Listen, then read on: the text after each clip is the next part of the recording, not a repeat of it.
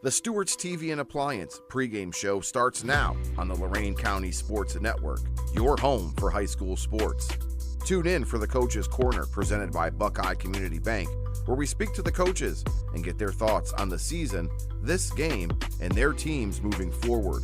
Don't forget, immediately following the last play of the game, join us for the post-game scoreboard show presented by I-90 Nissan, featuring live interviews with players and coaches from around Lorain County. You can watch the post-game show live on Facebook at WOBL WDLW Sports.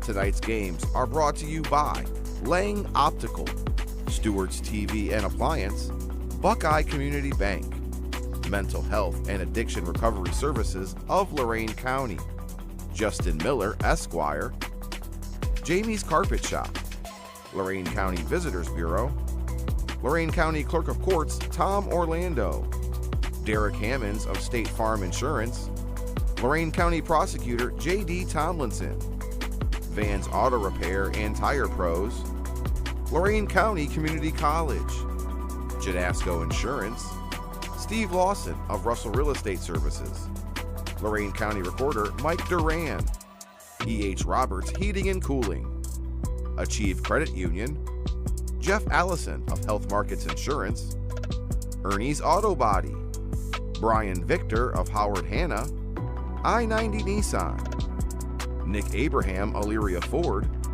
Al Januzzi CPA, Zabo Apparel Company, Valley Chevrolet, Jones Bones Barbecue and Grub, Network Land Title Agency, Big Brothers and Big Sisters of Lorain County, Rich Ramsey for Judge, Brian Baker for Lorain County Commissioner, Rich Resendez for Sheriff, Elyria Jewelers and Repair, Lorain County Commissioner David Moore, Jack Hall for Sheriff, Kelly Dieter for State Representative, and Giovanna Scarletta Bremke. After the break, we will talk to both of the coaches in tonight's matchup. Like, follow, and subscribe to Lorain County Sports Network on YouTube. It's time for Lorain County's Friday Night Lights with WOBL and WDLW Sports.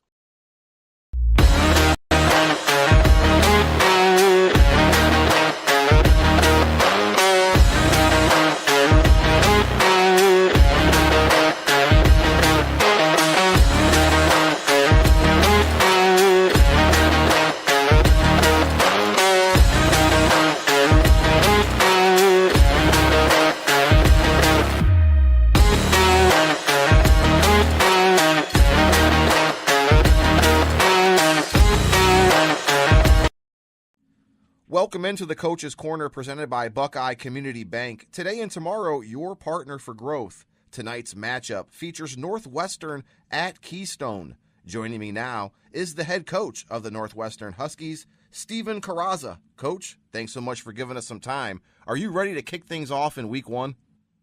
Yes, sir. We are very excited to get things rolling and get some real football action going. You're entering year number 2 as the head coach of the Huskies. Tell us about what you wanted to build on entering your second season. I just think taking, the progress that we made through last year with a lot of inexperienced players that, it was their first year playing varsity, whether they were, sophomores, juniors, freshmen, and building on that with that experience and just taking strides each week. We still are a young team, but I think, we've got a lot of progression made throughout the summer and, now camp and everything. So it's just taking that time and getting everybody another year under the belt with my offensive system and our defensive system is going to be really good, and just kind of being able to expand the offense a little bit as well. You have a strong core of returners willing to learn this year, and it's all led by the quarterback, Isaac Bune. Can you tell us about him?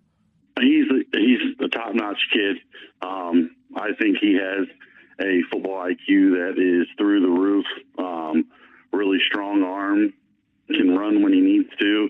He's not going to beat you with blazing speed like some of these other quarterbacks are, but his lanky body and his long legs can help him, extend plays. And he's just a leader on the field. Whenever the chips may be down for us at times, he's that guy that rallies the troops together and gets everybody to believe that no matter where we're at in the game, there's, that dog's still in the fight and that we can come out on top. And, just using him and everything that he has with his abilities and making sure that, he's the guy that we're going to go through, good or bad. Tell us about your spread offense, Coach. You have some top receivers coming back, Mason Myers, Jacob Haley, just to name a few. Yeah, our goal is to, use the assets we have, because I'm one of those coaches who believes in, think players, not plays. So, we have a lot of guys that can get that ball and can get that ball in space and make things happen. And having, Mason Myers and Jacob Haley, as well as Riley Ramsire, who actually averaged about 23.1 yards a catch last year, having those guys, out on that perimeter, getting us good spacing and stuff is going to be key to our success this year, especially, again, where we have, some younger guys on the line. It'll be able to help us, create that space and create those quick passes to get us the advantage against other defenses. How is the offensive line, Coach? Are you guys going to try to be balanced, or you think you're going to be more pass compared to run? We're gonna look for balance this year, but obviously, again, with the quarterback and wide receivers that we have, we want to spread that ball out a little bit. But I do think, again, another year of experience for those guys on the line. They're going to take a big step forward this year. We've changed some things blocking scheme-wise to help them out because, again, we want to put our kids in the best position. But I'm looking forward to seeing that line take the challenge that I made for them this year and get some runs in there to, make teams worry about the run a little bit more. Let's touch back on the game last year against Keystone. It didn't go your way, but you guys improved after that Week 1 loss. But just watching your team, you could see you guys were getting more confident and gelling together. What do you remember from last year's Week 1 matchup against Keystone? I think, again, it was for all of us. Biggest thing was inexperience. I, even as a play caller, was not on my best, because I was just learning how to try to call both the offense and defense last year, as I did not have a defensive coordinator.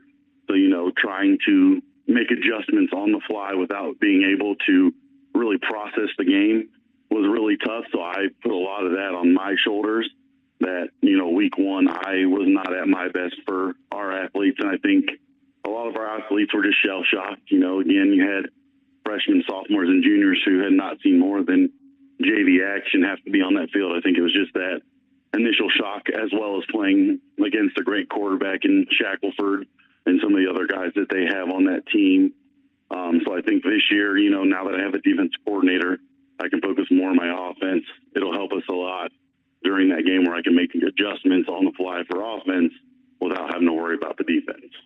And speaking of that defense, it looks like it's led by the linebacking core. Mason Myers, Ashton Good coming back as leading tacklers. Tell us about the defense, Coach. Our goal is this year 100% to stop the run. I mean, last year we gave up, I think it was over 7 yards a carry on the run. So our biggest thing this year is if teams are going to beat us, they need to beat us by the pass. So we put a heavy emphasis on tackling, run defending, and getting those guys, to get a good breakdown, tackle through the guy, and make those plays when we need them. Your first 3 games this season are against Lorain County 8 teams. Tell us why, Coach. I think that's good competition. Some guys with their schedules, they'll, pick teams that, might be able to be like a confidence boost for their kids or whatever it may be. But I think with our guys, we like that challenge of that tough nose football. You got, again, Keystone, who's a multiple offense. And then you got your run heavy teams like Black River and Columbia Station that prepare you for the WCAL, because outside of us and maybe, a couple other teams, the WCAL is real run heavy, tough, gritty football. So it's those type of games that get you ready for that. And I think it's just great competition. And, you have relationships with all those guys as well. Head coach of the Northwestern Huskies, Stephen Carrazza, joining us in our Coach's Corner as we get ready for kickoff. Tell us about the Wayne County Athletic League and just the competition that you guys face with Dalton and Norwayne every single year.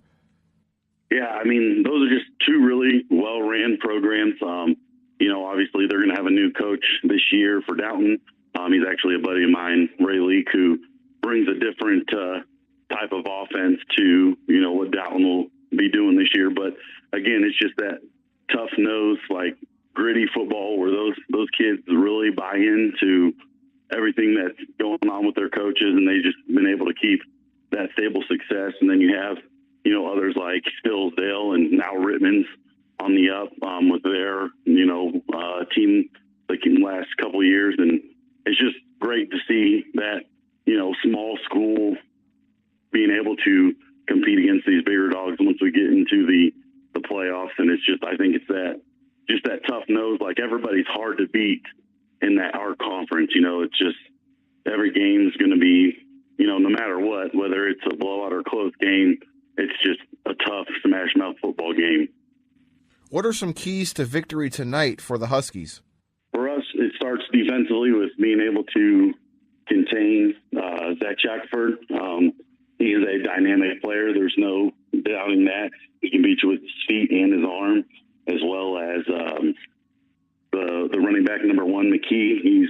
He's a great hard-nosed running back. Again, he reminds me of a WCLL running back, just that tough, gritty kid who's going to fight for yards. And then offensively, being able to slow their offensive attack by keeping them off the field.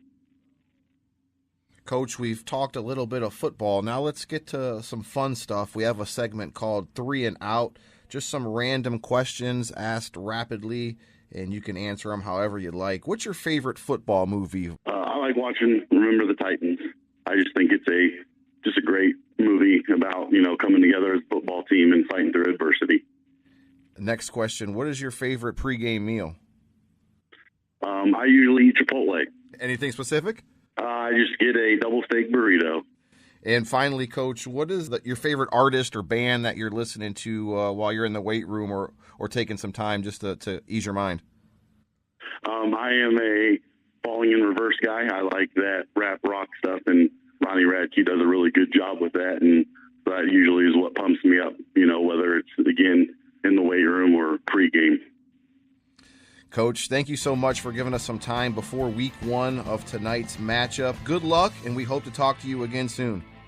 Thanks, sir. I appreciate it. That's head coach of the Northwestern Huskies, Steven Carrazza, joining us. When we come back, we'll talk to the head coach of the Keystone Wildcats, Don Griswold. You're watching the Lorain County Sports Network on YouTube.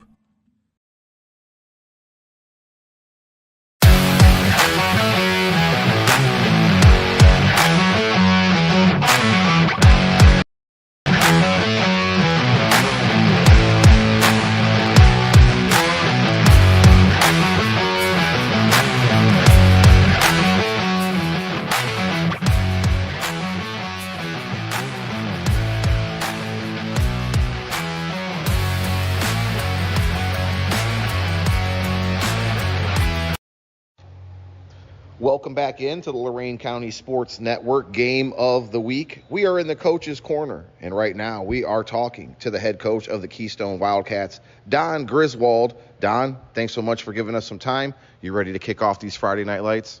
Yeah, it seems like forever. It's great to finally have week 1 here after a long summer, very productive summer, the dog days of August. So, yeah, let's get it on. Let's talk about the atmosphere here today at Keystone High School. It's a blackout. It's a great crowd. And talk about opening day for the guys. Yeah, it's a special day for our community. We are going to introduce our kindergartners before the game, food trucks over in the parking lots next door. So it's definitely a community event, which only adds to the specialness of Friday night football in small town America. And certainly our team and our squad is ready to go. So tell us how this season's been going so far, getting ready for opening night. How's everybody's health? How's the 7-on-7s and the scrimmages been? Yeah, we did a real light 7-on-7 schedule. We got guys involved in lots of sports, and we promote multi-sport athletes. So we really got going full go middle of July, and from there our attendance and our participation has been near perfect.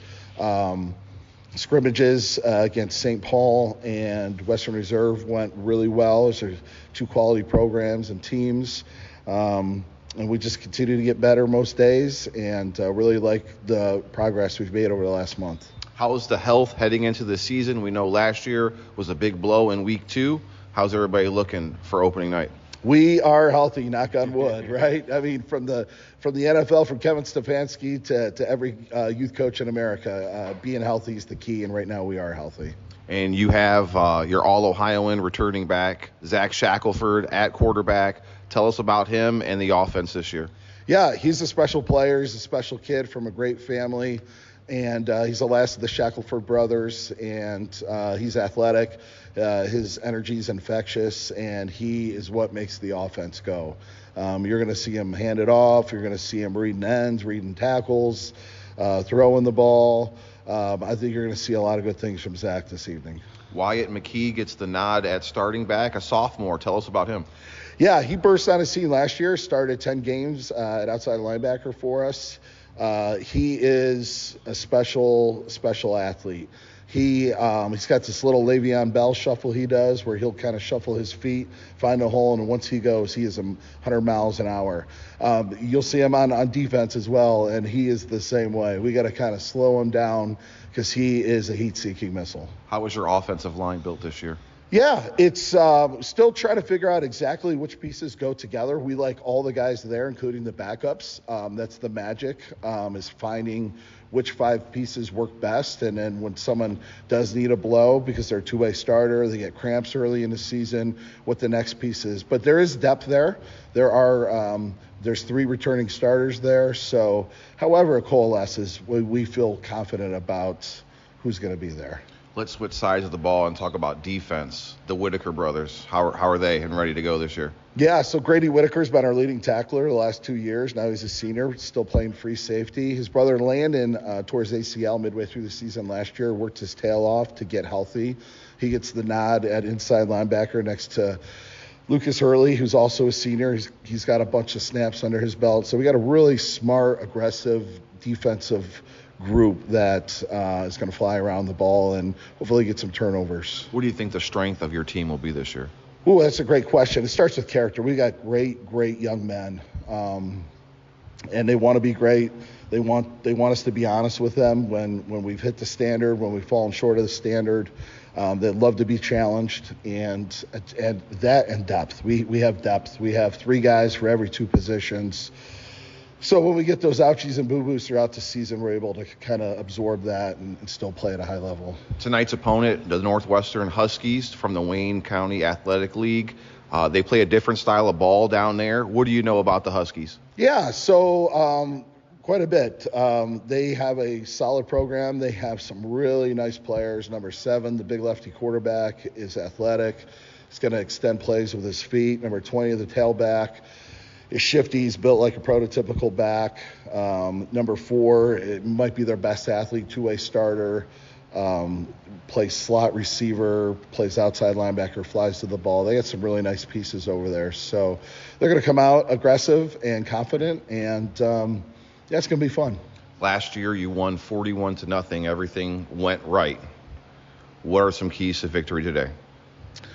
Yeah, it's to get Zach back into groove. He certainly has played in our 2 scrimmages, and we've seen him here at practice. But when you have a major injury like that, there's a psychological effect. So just getting some of those early snaps under his belt is going to be one. And then just being able to contain number 7's ability to extend the play. Like I said, they are excellent at scramble drill, and he'll be running around. He's a big guy, kind of reminds me of Ben Roethlisberger. He's not easy to bring down. Shifty, not fast, but certainly elusive. So if we can minimize their big plays, I think things are going to be just fine. Coach, thanks for giving us some time in the Coach's Corner. Good luck tonight, and we hope to talk to you again soon. Yeah, thanks for having us. Thank you for all you do for our young athletes. Head coach of the Keystone Wildcats, Don Griswold, giving us some time as we're in the Coach's Corner, presented by Buckeye Community Bank. Today and tomorrow, your partners for growth. When we come back, guess what? It's time to kick things off right here on YouTube on the Lorain County Sports Network.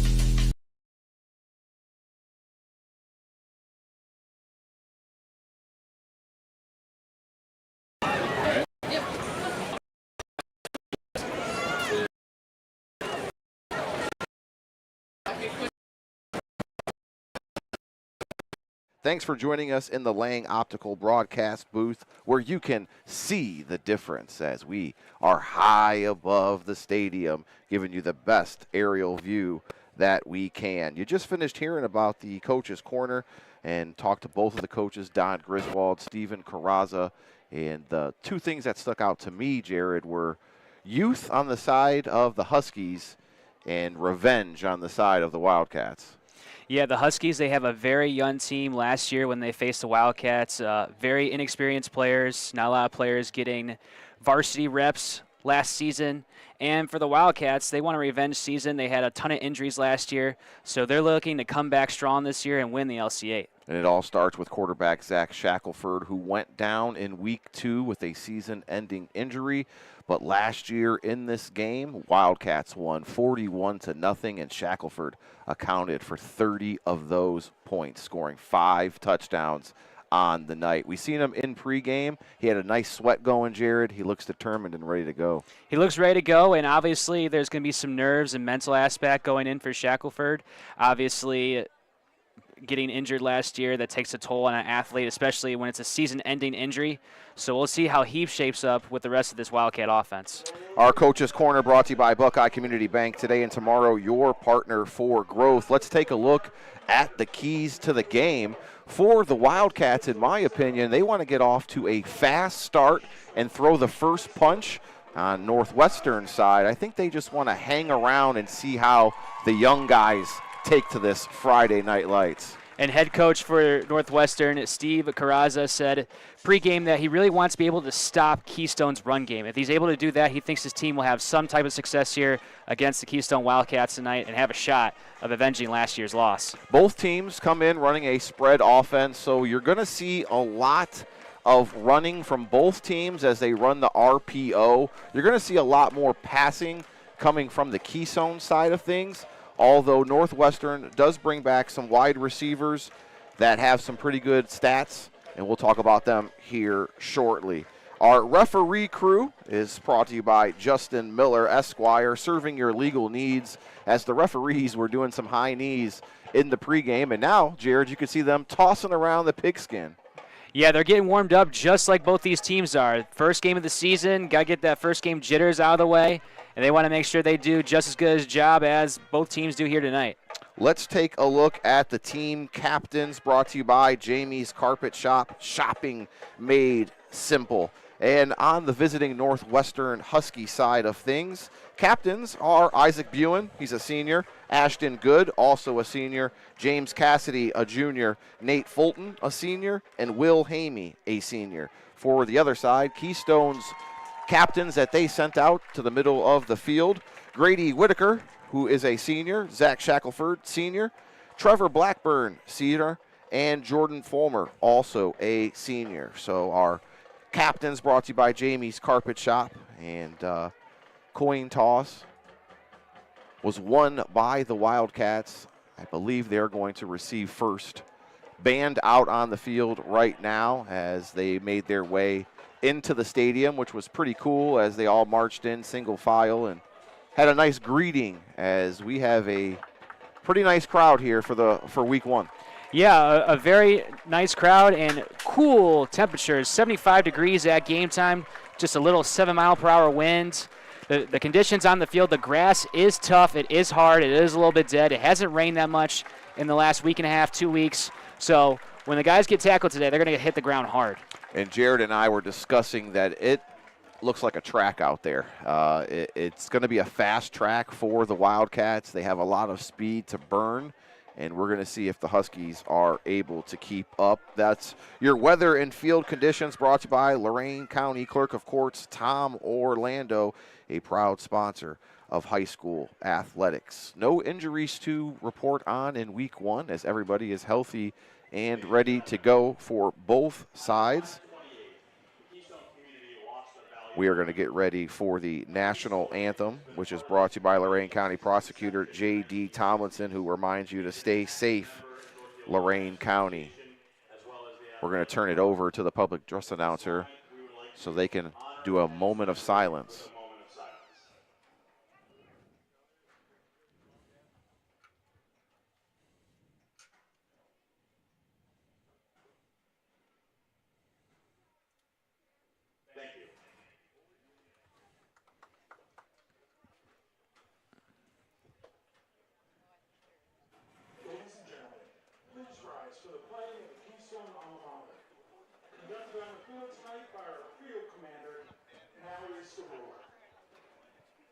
So they're going to play the Keystone National fight song right now, and then we'll get into our national anthem as we're about 4 minutes away from kickoff here on Lorain County's Sports Network. We're going to take a quick break. When we come back, we'll get closer to the action here at Keystone.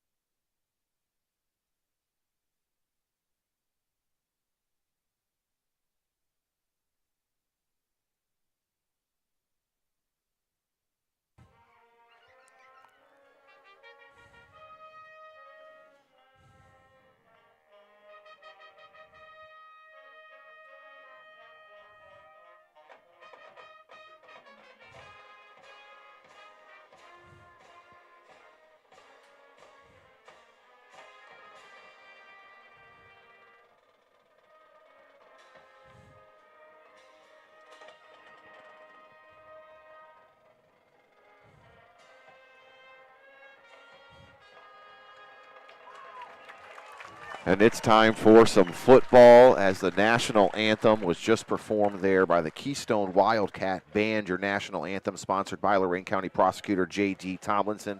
Stay safe, Lorain County. Waiting for Northwestern to come back onto the field as they head to the locker room to ease some of the younger guys. As when we talked to Coach Steve Carrazza in the pregame, he said that was key, was keeping these younger guys slowed down as he's worried about the pace of the game being too fast. Keystone coming in from the corner end zone as we speak,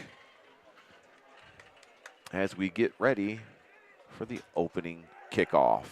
Dave Rivera and Jared Viancourt with you all season long. It's the Lorain County Sports Network game of the week, featuring the Northwestern Huskies taking on the Keystone Wildcats. Wildcats won last year 41-0 with a heavy dose of Zach Shackelford making his return to the football field after suffering a season-ending injury in week 2.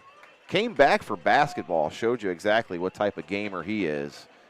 But he said he's still battling through it mentally, which we know anybody who has been injured, that's one of the toughest parts. And especially having a lower body injury, you want to make sure you're able to scramble out of the pocket, push off that leg that you injured, make sure you have great mobility for the field, and we'll see if Shackelford can do that today.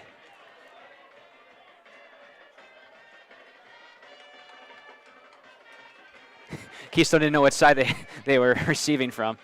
Keystone will get the ball to start the first quarter of play. They win the coin toss, brought to you by Lorain County's Visitors Bureau. Celebrating 200 years together, ladies and gentlemen. Proud to be born and raised here in Lorain County.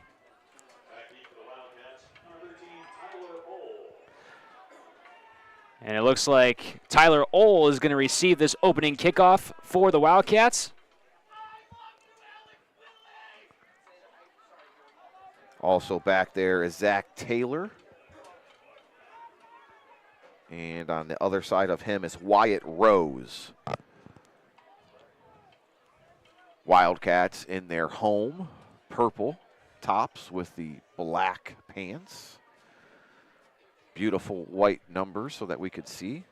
Huskies in their road whites with the blue pants and the blue numbers.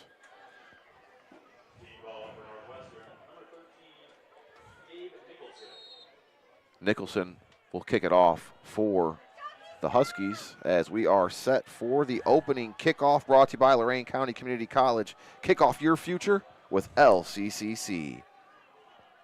It's a low kick. Handled. He's got some space. Nice run. Zach Taylor might go all the way for our opening score on the first play of the game. He does. Oh, we got a flag. Let's see what we got. Maybe some celebration as it came late. We're going to wait to see. Yep. That's exactly what we got. We got a sideline warning, sideline infraction on Keystone. 80-yard kickoff return for Zach Taylor. What a way to start. You're the Wildcats. And that was a great block by number 45, John Falte on special teams, along with Shane Ohl to complete that 80-yard score. Let's give you the lowdown on Zach Taylor, 5'9", 170-pound sophomore with some wheels, as you could see. Took that squid kick, found a hole, and just burst right through it. And he didn't even field it cleanly to start off, but was able to recover very nicely. Whitaker is attempting the extra point.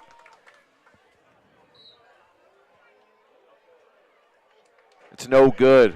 Wildcats lead 6-0 here in the first quarter. We're going to take a quick break. When we come back, Northwestern will have a chance to answer right here on Lorain County Sports Network.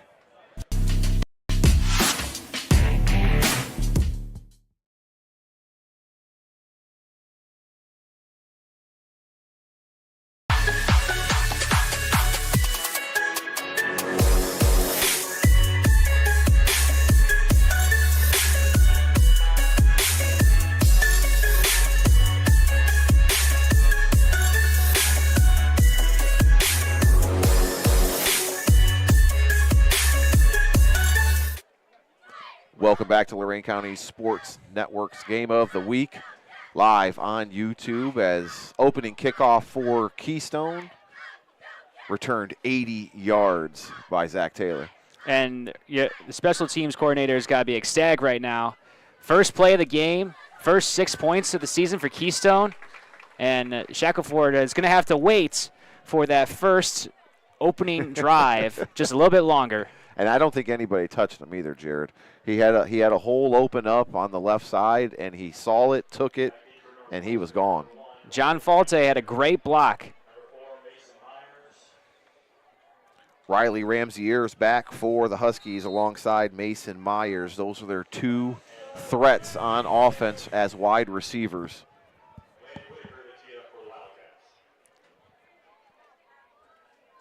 Landon Whitaker is your kickoff man. It's back and received. That's Mason Myers, and he's brought down at the 32. And Mason Myers is going to be a big target for the Huskies here tonight. Their star receiver, the senior, 6'1", 195 pounds. Senior quarterback Isaac Bowen is going to be his number one target tonight. Isaac Bune is the quarterback for the Huskies. He's also the captain. He comes in with over 15 touchdowns last year and 2,200 yards through the air. And a southpaw. RPO handoff goes to Ashton Good. Picks up a few up the middle.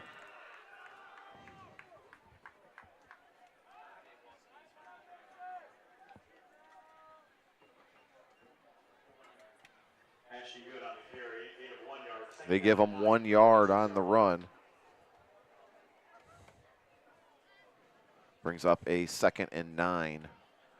With 11:15 to go here in this first quarter. Bune back to pass, scrambles, and he's taken down. Mason Payton with the sack for the Wildcats. Buen's looking over to his left there. Didn't see anyone open. He is a dual threat quarterback, but nothing much doing there for the Huskies. So they give Buen a pickup of 2, makes it 3rd and 7.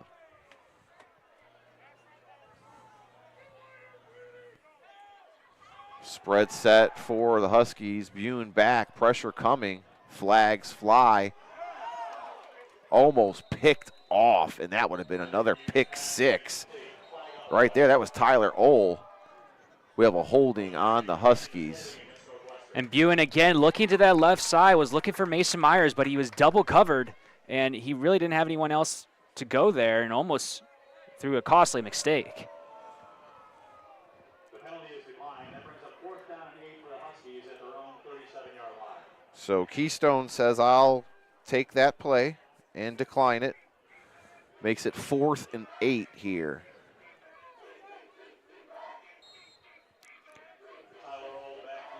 The incomplete pass there by Buen on 3rd down.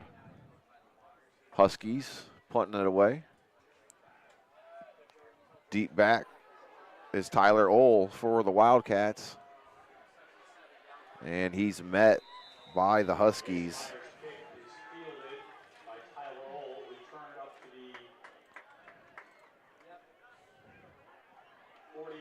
That was Keaton Harris, freshman, making the tackle there for the Huskies.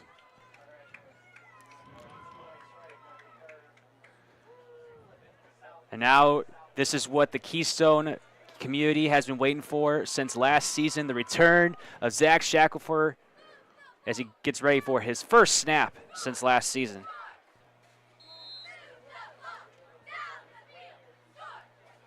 Huskies run a 4-4 defense to go against this spread look from the Wildcats. Shackelford deep. Running back behind him is McKee. He gets it. Nice run. Picks up about 7 yards on that first carry. McKee, a 5'10", 170-pound sophomore. You're going to hear a lot about him. And that was a great run by McKee. Again, a gain of 7. Really not going down, fighting to get extra yardage. Great first run by McKee.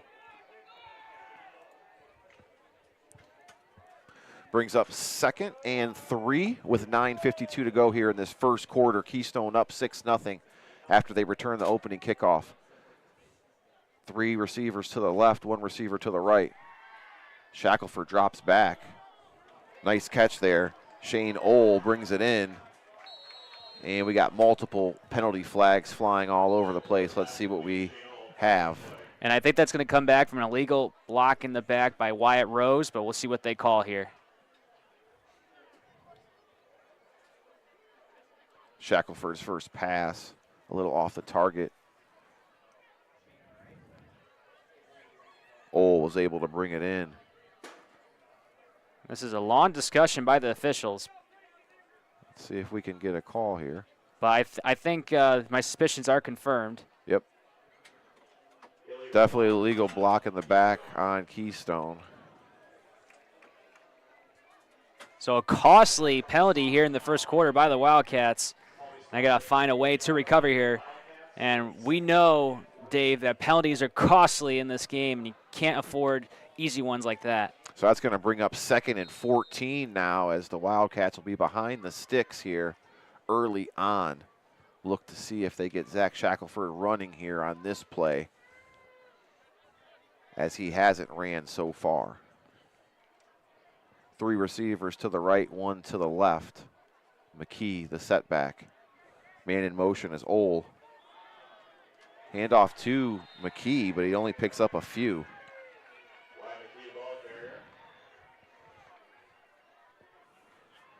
Picks up 2 yards on the run there. Brings up 3rd and 12 with 9 minutes to go here in the first quarter. And this will be Zach Shackelford's first pass attempt, most likely. Let's see how he does downfield with that new leg coming back from injury. See if he can air it out here, get a first down for the Wildcats. Wildcats going slow to the line of scrimmage in no hurry. They look to be composed and under control here. Shackelford has it. He's got room to go with a blocker in front of him. Shackelford makes two-man's miss, cuts back. He's on the right side of the field. That's the 30, 20. Got two guys to miss, and he got his helmet ripped off as he gets dropped down before we go. It's touchdown. They gave him the touchdown. I thought he was going to get stopped. So there you go. Did I call it or did I call it? That was a great call, Dave. And Shackelford showing that injury means nothing to him, bursting through the center of the field, getting another score for Keystone, and they're quickly up by 2 scores here in the first quarter over the Huskies. So big run there from Zach Shackelford. Touchdown's going to stand. We got a personal foul on Northwestern. It's not going to matter. Trying to get the yardage on that run, partner. Do you got it? I do not. He was at the 42. So that was a 58-yard run. There you go. 58-yard run.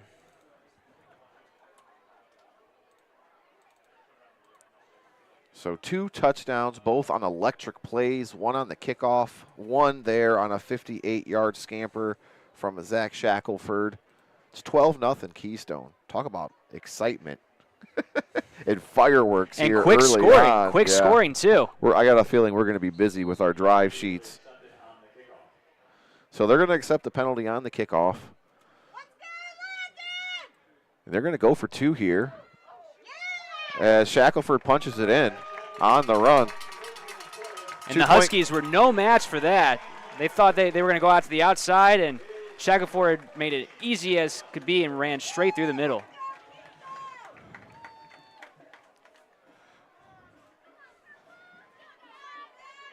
So we'll take a quick break here. It's 14-0 in favor of the Wildcats. When we come back, we'll see if the Huskies are able to answer right here on Lorain County Sports Network.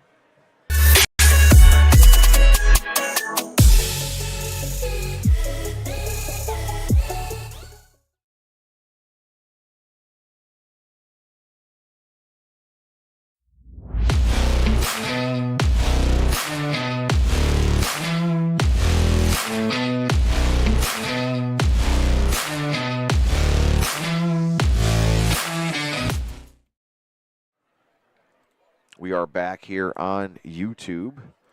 It's the Lorain County Sports Network game of the week. Keystone leads 14-0 over Northwestern as 2 explosive plays have really been the difference in the game so far.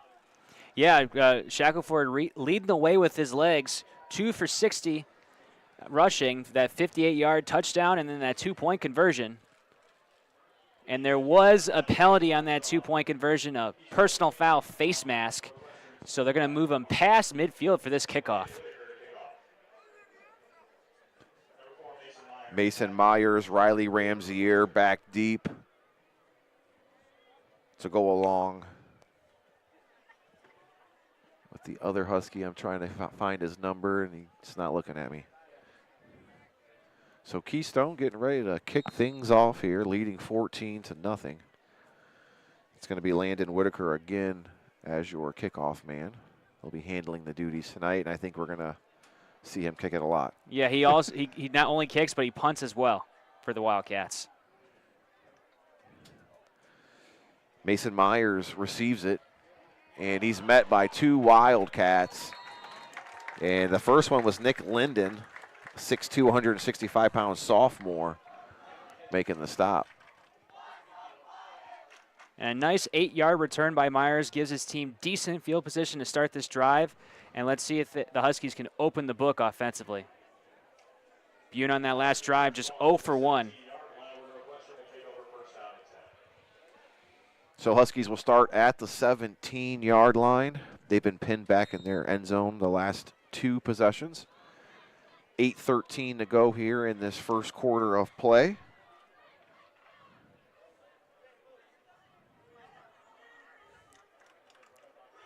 Bune is the quarterback. Gets out and fires it. Pass is completed. And Grant Cook is the receiver for the Huskies. Number 14, a 6', 160-pound freshman. Pick up a 4 there.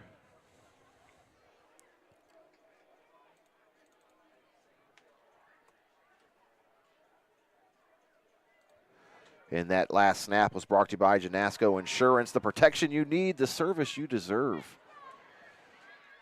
As the Huskies get it out. And that's Jacob Haley with the reception.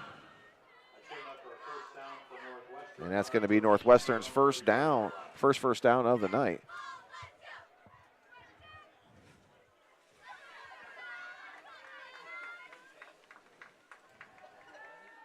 Bune back, got a man, got one hand on it but couldn't haul it in. That was Riley Ramsier. If he would have caught that, Jared, he had nothing but the end zone in front of him. Yeah, that would have been a quick 6 for the Huskies, just a little bit off target. And it looks like the Huskies have something going here. 2 out of 3 last passes complete by Bune. So that brings up 2nd and 10 with 7:51 to go in the first quarter. We haven't even gave you the starting lineups for the Huskies. Isaac Bune is your quarterback. Mason Myers, James Cassidy, Jacob Haley, and Riley Ramsier are going to be doing the receiving. As that was Ashton Good with the carry. Ball's being spotted at the 38-yard line. 3rd down and 6. So pickup of 4 there. Brings up a 3rd and 6 with a running 7:24 on the clock. To go along with the receivers and quarterback, Ashton Good is your running back. And I'll give you the guys up front here in a minute as that pass is complete. It's caught by Grant Cook again. And that's another first down. And that was a missed tackle by Wyatt Rose. He had him dead to rights, but jumped the gun a little bit and unfortunately wasn't able to make the tackle, and the Huskies get the first down. The guys up front, Austin Mooney, a 5'11", 150-pound senior. Jacob Ebert. Bune's back, got time. He's waiting for someone to get open. Finds Ramsier. It's off his hands, incomplete. Jacob Ebert's a 6'3", 250-pound junior at guard. Nate Fulton is handling the snaps tonight, 5'11", 190-pound senior. Travis Thompson, other guard, 5'9", 185-pound junior. Will Hamey is your right tackle, 5'11", 220-pound senior. And that was a great pass by Bune downfield, just a little too high, and Ramsey able wasn't to corral it in. He's got to get those throws in the chest if he wants any chance of minimizing his score here towards the end of the first quarter. Your starting lineups for the Huskies brought to you by Vans Auto Repair and Tire Pros, your trusted local auto repair and tire shop. Here we go as James Cassidy has some room to run, and he does with another first down. And the Wildcats just shooting themselves in the foot at this point. 2 missed tackles, not able to stop Cassidy in his tracks, and a big gain for the Huskies. Bune back, connects. He's starting to get into a rhythm right now as he finds James Cassidy again. 27-yard line, 2nd down and 7.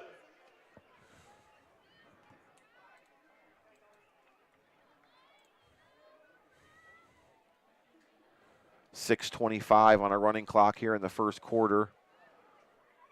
Keystone leads 14-0, but the Huskies are moving on their second possession of the game.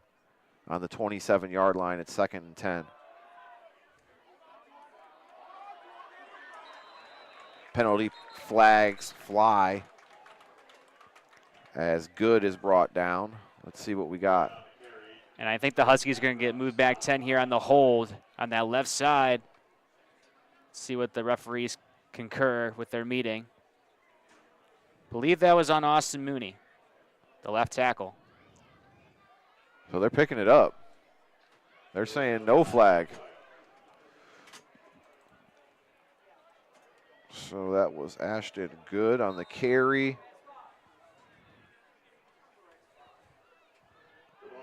And we're waiting to get the spot. So 3rd and 12 after the loss on the play. Loss of 5 on the run. Surprised Keystone didn't take that penalty there.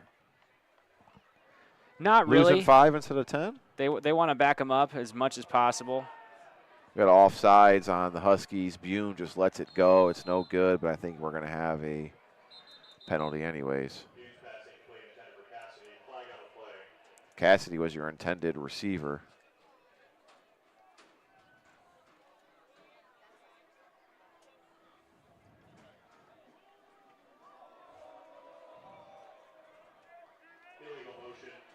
So they're going to decline the illegal motion, and it'll just be an incomplete pass there. Brings up 4th and 12 from the 32. And it looks like Bune hasn't had a lot of success looking to his left, looking to his right more often, and finding more success. Being a southpaw, I think that's where he wants to go for the rest of this game, if he wants to get his team closer to Keystone's lead. 4th and 12 here for the Huskies. 2 receivers to the left, 1 in the backfield. And you got 2 receivers on the right. Bune's rolling left, throws it short. You got a flag.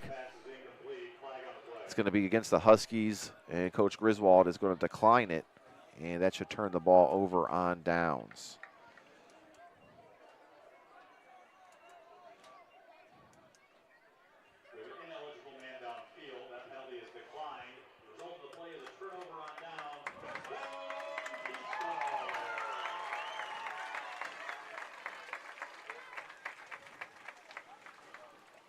So 1st and 10 for the Wildcats from their own 32 with 5:49 to go. They lead 14-0 over Northwestern, and it's been all Keystone so far. 2 possessions, 2 scores for the Wildcats.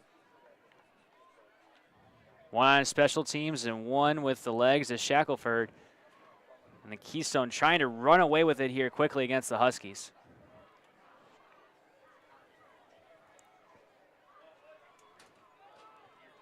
Shackelford with 3 receivers to the right, 1 to the left. He's got McKee behind him. RPO, he's going to take it and go. Looks like another face mask there, as that's going to be tacked on. And I believe that was by the senior Jacob Haley with that face mask.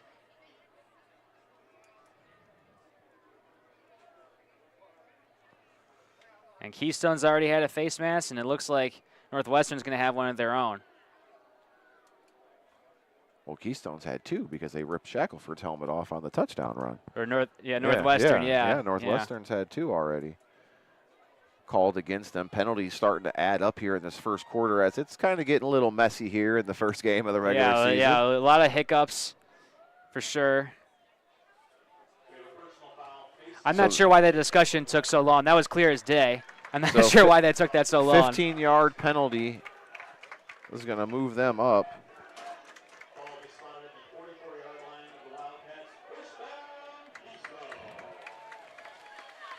So another costly penalty by the Huskies. And they got to recuperate here defensively. 5:34 in the first quarter of play. Shackelford has Wyatt McKee behind him. Fake to McKee, pass out in the flats. And that is Grady Whitaker, as Whitaker has a nice pickup there. That was a great job by Grady Whitaker, beaving and waving inside and out, making the Huskies defenders miss and getting the first down for the Wildcats. So 9-yard reception there for Grady Whitaker.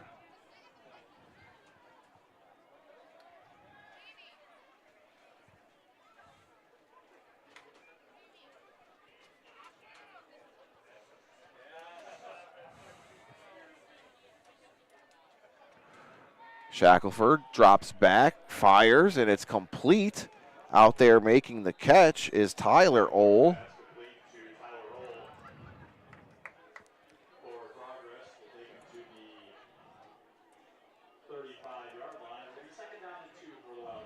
And this so is a pickup great of 8 there. This is a great job by Shackelford, doing quick, short passes, moving the chains, really getting comfortable in the pocket again.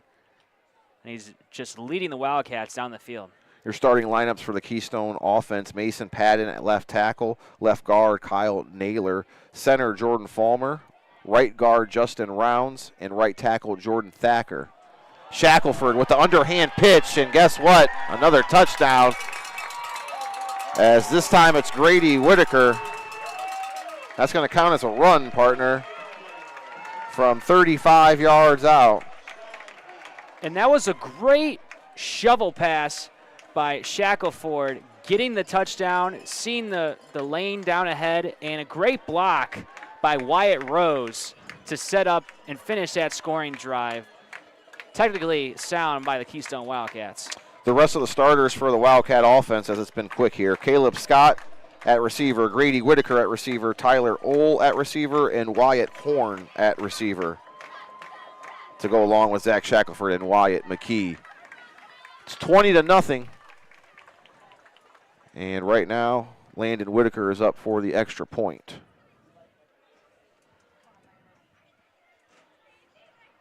And that one is good.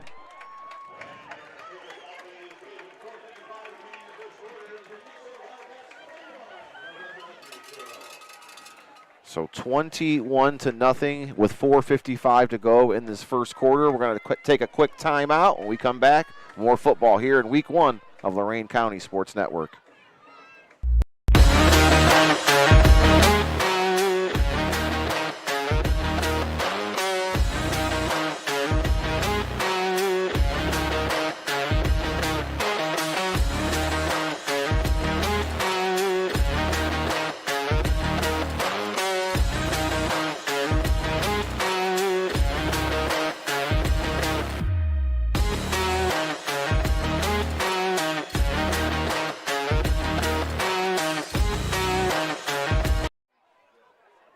Three possessions for Keystone, 3 touchdowns, makes it 21-0. Wildcats having their way early on, scoring on the ground twice and with special teams. And talk about a home opener and a homecoming for Zach Shackelford. 4 for 4 already, 2 touchdowns, 1 in the air, 1 on the ground, 53 yards, a 58-yard run for a touchdown. And he is firing on all cylinders here early in the first quarter for the Wildcats.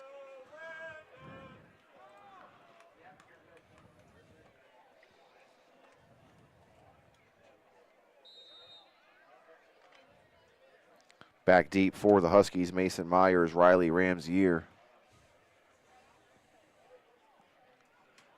as well as Mason Gray, number 8. Kickoff is taken by the middle guy. That's Mason Myers. And gets up to about the 37.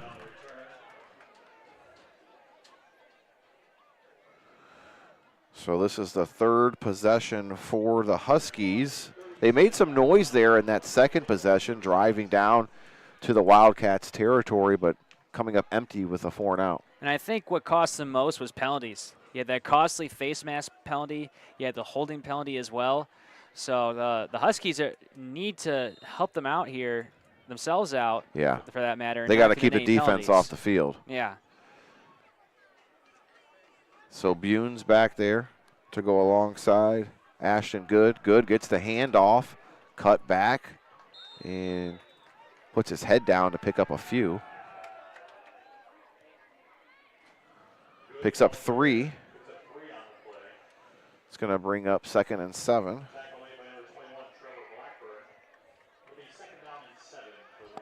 And Blackburn making the tackle there for Keystone.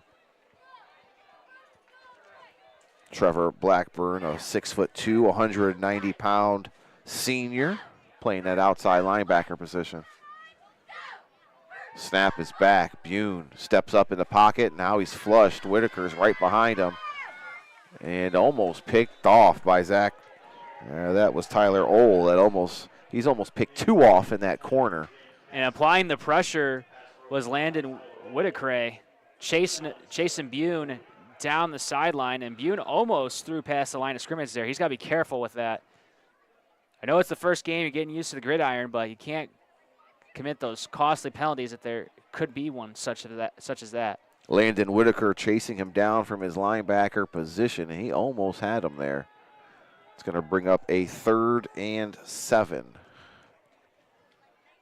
If I'm Bune here, I'm looking to my right, I'm looking downfield, I'm trying to hit my target, Grant Koch on that right side. Snap is back. Bune has got Good out of the backfield. Good makes a move. He's close to the first down marker. I think he's going to be just short. Well, they're going to give it to him. So 8-yard pass play. That was a good job by Good, no pun intended. Right. Coming out of the backfield and showing you he can be a threat. Driving his shoulder, muscling his way for the first down. And you love when you have a running back that can be dual threat, receiving and rushing. 4 minutes to go. It's 21-0 here in the first quarter. Bune fakes the handoff, got nowhere to go. He's going to lose yardage as he just slides and lives to fight another day. And Keystone is doing a good job of applying the pressure on Bune.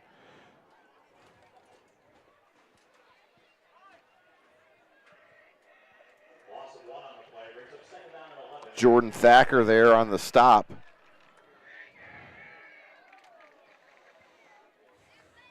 So a 1-yard loss is all they give Bune. Brings up 2nd and 11. 3:24 and counting. Man in motion is Cassidy. And pass is complete. Short pickup there by Haley. And they do have a flag on the play. Let's see what we got. Initial call is legal man downfield. An eligible man downfield. So. And it looks like to me the Huskies can't get on the same page. They're costing themselves too many penalties, as we keep talking about, Dave. And that's the second illegal man downfield penalty. They can't get on the same page, and it looks like they're confusing which play they're going to run each time out against Keystone. So 5-yard penalty on the Huskies brings it back to their 42. It's 2nd and 17 now. Those are hard to call plays on. Maybe looking for something underneath here. As the receiver is Mason Myers, makes a few man miss and picks up most of that yardage right back.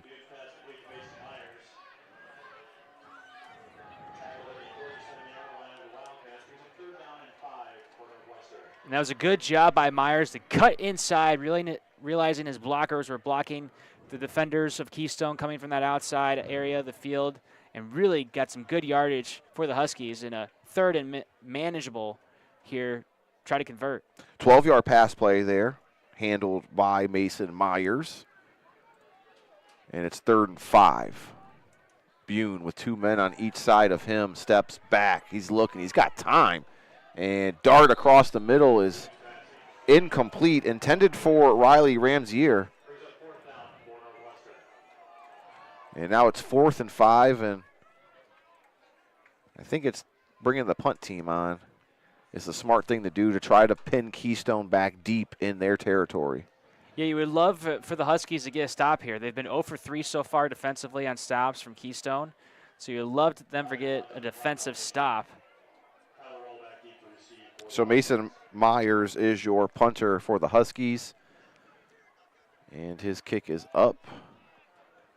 It's going to be received. That's Tyler Ohl, along the right-hand side. And he is brought down.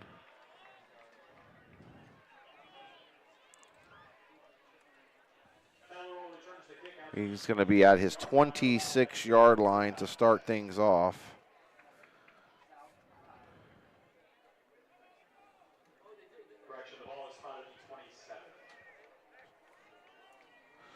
So they're going to give him 1 more yard, put him on the 27-yard line to start their fourth possession here of the night, leading 21-0. We got 2 minutes to go here in this first quarter of action.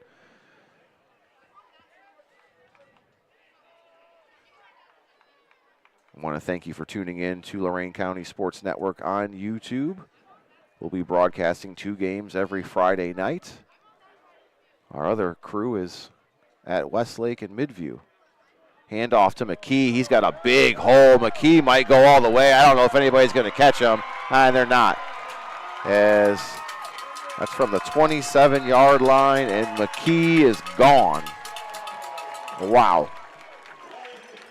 Beautiful blocking from that front line from the Wildcats. Had a hole on that left side and just space to run on the gridiron, and Keystone is firing on all cylinders here.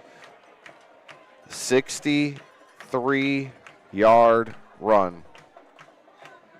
1 play, 1 score. 63 yards out. Makes it 27-0 with 1:50 to go. And we don't have the staff for it, Dave, but we had to keep track of the time that the Keystone's offense has been on the field. I would have to say it's under 5 minutes. Yeah. Landon Whitaker is going to kick the extra point. And this one's no good. Keeps the score 27-0 in favor of Keystone. We're going to take a quick break. When we come back, it's time for the Huskies to see what they could do on offense. You're watching the Lorain County Sports Network Game of the Week.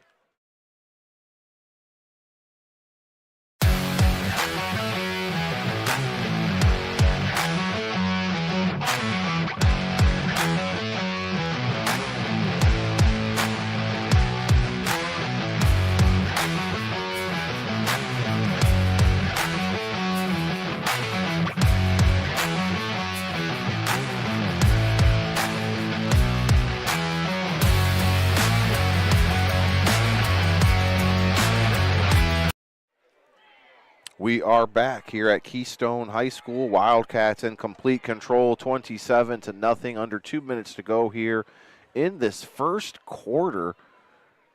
It feels like it's dragging, partner. Yeah, and we're still in the first quarter. I mean, Keystone hasn't had to do that much. Shackleford has only thrown 4 passes, and they've had 2 big running touchdowns, one by Shackleford for 58 and then the one by McKee for 63.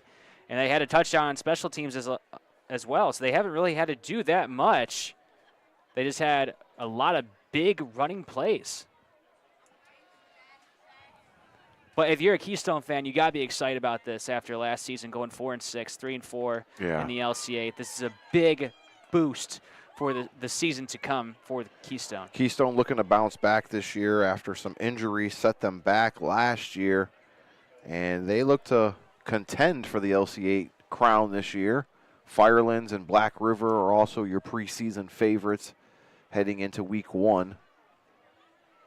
And I can tell you that Firelands is taking on Edison at home, and Black River is on the road at Hillsdale.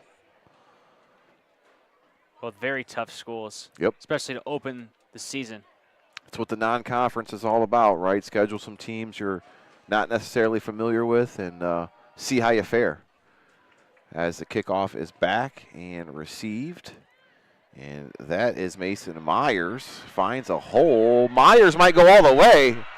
And it looks like he will. No penalty flags. Mason Myers gets the first score of the night on a kickoff return. And we said it at pregame, Mason Myers is going to be a big chunk of this Huskies offense. And had a great blocks down that left side of the sideline, and with his speed just ran down all the way for a touchdown, and that's exactly what the Huskies needed. A 73-yard kickoff return. And now the Huskies got something to feel a little bit better about. Not getting shut out. Got their first score on the board. Let's see if they can get a stop on defense, because that's where they've been. They struggled defensively so far, and even though Isaac Bune is struggling as well offensively, I think the defense is taking most of the blow here early in this first quarter. Gabe Nicholson will be the man attempting the extra point. And it's up and good. Makes it 27-7 with 1:38 to go in this first quarter. We'll be right back here on the Lorain County Sports Network.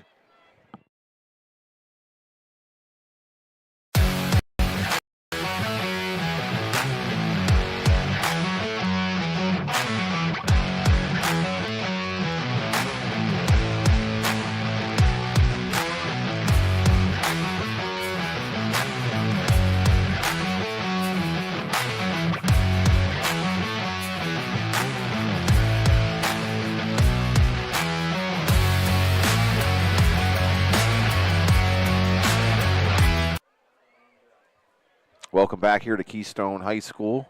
Huskies just answer back on a 73-yard kickoff return to get their first score of the night. Mason Myers, the man responsible, a 6'1", 195-pound senior, put some moves on out there, Jared.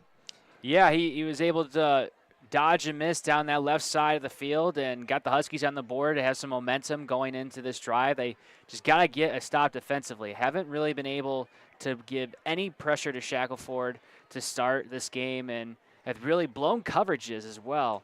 So if they can fix those two things, they might have better success.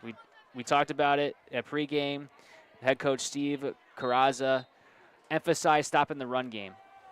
Little pooch kick here, and Keystone looks like they recover it. It was a nice attempt. That went off the hands. It was close there. Of John Falte. Falte wasn't able to corral it, but Keystone was able to recover. And it's not a bad idea. You know, it's a smaller school going up against a bigger school, some inexperienced players getting their first varsity reps today. It's not a bad idea. Looked like Jordan Thacker out there. That was the man recovering at number 77. Did a good job of just corralling it. I remember doing that drill in practice, the fumble Ruski recovery drill. You won't believe how hard it is to catch that bouncing ball. When it's not in a spiral, absolutely. So Wildcats set to begin from the 46. Here's McKee again off the right-hand side. Same result as he has a lot of room. He's cutting back. And, wow, he is going to be stopped. And he looks like he is at the 7-yard line.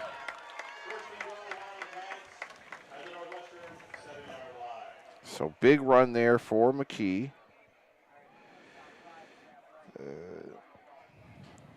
What a great second run, or second long run for McKee.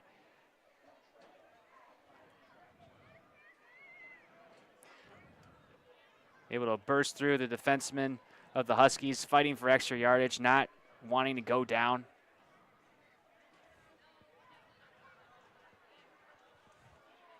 So a 55-yard run right there. That's what we're going to give him credit for. I think you're right. Another handoff. This time it's a different running back as Shane Hull gets the carry. And Ole picks up 5.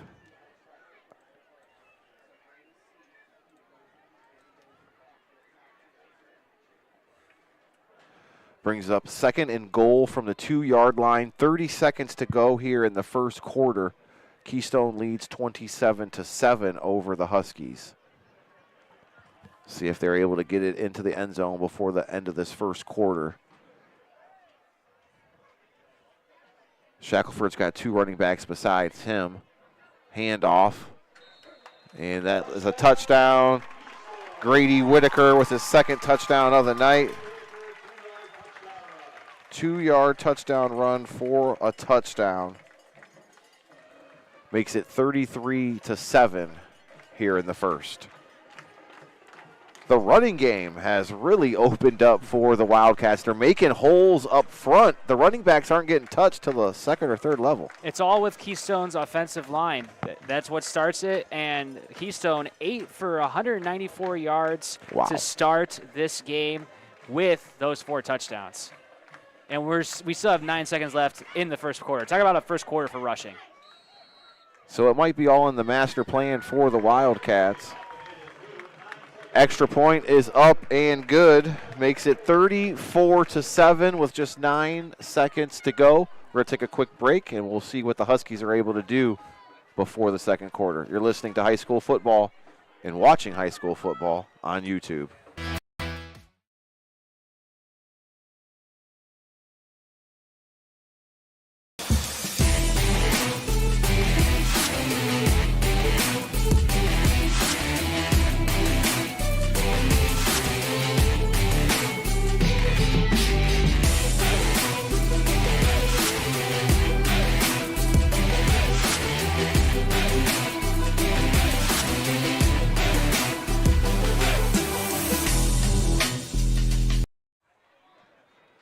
Keystone able to punch it in to the Steve Lawson Russell Real Estate Services Red Zone. I remind you, if you're buying or selling your next home, visit superstevesells.com. Steve Lawson of Russell Real Estate Services, a proud sponsor of high school athletics, as Keystone gets into the red zone and punches it in. 9 seconds to go here in this first quarter of play. And what a first quarter by Keystone's rushing game. And it all starts with Wyatt McKee. Wyatt McKee, 4 carries for 127 yards, averaging almost 32 yards a carry. Had those big 2 runs, one for a touchdown, one for a big gain. And he's really setting the tone for this rushing offense. After the kickoff, I'll give you Keystone's defense because I haven't called out their name very much, so we're going to give those guys some recognition. As we get ready to go, Keystone breaks the huddle.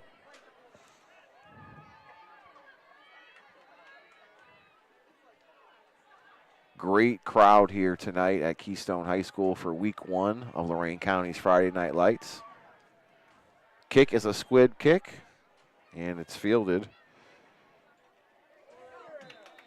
and brought down with a short pickup there. That was Jacob Haley, the return man for the Huskies. So the Huskies are going to start at the 39. And real quick, I'll go through the Keystone defense up front. They're led by Jordan Falmer, Justin Rounds, and Mason Payton. Your linebackers are Shane Ohl, Layden Whitaker, Lucas Hurley, and Trevor Blackburn. Your men in the back, Tyler Ohl, Wyatt Rose, and Caleb Scott. Bune not taking a knee. He's going to let one fly here before the end of the first quarter. Pass is incomplete, and they're going to see if they put 1 second back on or if they don't. Nope, that's it. That's going to end the first quarter of play with Keystone leading 34-7 over Northwestern. We'll be right back here on the Lorain County Sports Network.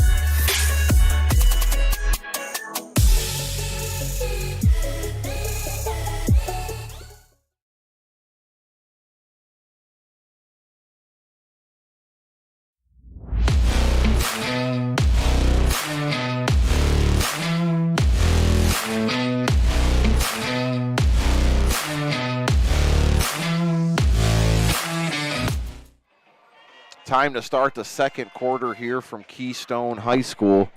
Dave Rivera, Jared Viancourt. Week 1 of Lorain County's Friday Night Lights has not disappointed. Keystone up big, 34-7. And the atmosphere is setting in. The lights are dimmed. It's a cool summer night. Some kids have started school, some haven't. And that's the start of the high school football season, the end of August for you. We got the stats for you, courtesy of our friend Al Januzzi, CPA. It's all about the numbers. We'll go over those at the half. As our first snap in the second quarter is an incompletion. And every first snap of the quarter is brought to you by Janasco Insurance, the protection you need, the service you deserve. And that was a big hit by Caleb Scott to stop that completion. Yeah, because Jacob Haley had his hands on it. Just a blow from the defender definitely knocked it out. Stopped the completed pass there. Bayun might be having some first-game jitters. He's not been able to throw accurately. Receivers have to reach low or reach off to the side to try to catch it, not getting it in the chest. Wildcats in a 3-4 defense. Bune's flushed out, and his pass is incomplete. Big man chasing him was number 75, but I don't have a 75 on my roster. I apologize for the people watching at home. There's definitely a 75 for Keystone out there, but they don't have him on the roster. And I know Coach Griswold told us when we went and seen him earlier in the week that they did have different numbers because they had some jersey issues. Yes. So that has to be the reason why it brings up a 4th and 10. It's going to be a punting situation as this one goes out of bounds. Let's see where they mark it at. It's going to be right at the 30. So Keystone will start at their own 30-yard line with their first possession of the second quarter. And I'm sure you folks at home can't see it, but there's a beautiful sunset behind us. Press box, unfortunately, is blocking it. But picture perfect night here in Keystone. And picture perfect all week and next week. A perfect way to start the high school football season. So a game that's going on our sister station, WDLW, the Cool Cat, features Avon at St. Ignatius. And from what I'm seeing, Avon is up 21-0 in the second quarter, which is a shock right now because everybody in Northeast Ohio did not have Avon as a winner against St. Ignatius. In fact, they were a 2-touchdown dog. First Energy Stadium, downtown Cleveland. What did I tell you when we were walking up here? I said Avon embraces that underdog role. And they seen that everybody was picking St. Ignatius, and Mike Elder said, okay, we got something for you guys. Mike Elder, my alumni mater of Mount Man. Yep, University of Mount Union. Shackelford's got 2 runners on next to him, and the handoff is going to go to Shane Ohl. Picks up some nice yardage there. Yeah, it looks like a pickup of 8. And it's that old saying, if it ain't broke, don't fix it. And Keystone is doing a nice job with the run game. Shackelford only has 4 completions out of 4 attempts, so he hasn't really thrown the ball that much. He doesn't really need to. Still obviously trying to get comfortable in that pocket, scrambling out of it as well. But if you're Shackelford, you'd like to get more throwing attempts here, especially with such a big lead. Test out some plays. Test out that leg. We'll give you scores throughout the night as we see them. I know a big one is Brush versus Lorraine. Titans with a new head coach this year looking to make some noise. Shackelford keeps it, bounces off one defender, and he gets gain tackled after that. Let's see how much. I don't think he got the first down. He might have got a yard. It looks like he's going to be 3rd in inches. Yep. So they give him 1. We'll give Shackelford a 1-yard run. Oh, no, they gave him both. They gave him the 2 yards. Okay. So that's a first down. The ball must have crossed the plane then because Shackelford sure didn't. From up here, it didn't look like he got it. Yeah. I guess you people at home can tell us a little bit better. We're in the beautiful press boxes. The broadcast booth brought to you by Lang Optical, where we can see the difference. Shackelford, McKee behind him. And pass is going to go out. That is Wyatt Horn. So Wyatt Horn picks up some good yardage there.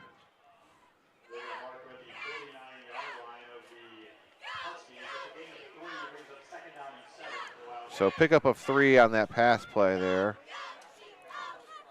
First reception for Wyatt Rose on the day. The senior, 5'9", 165.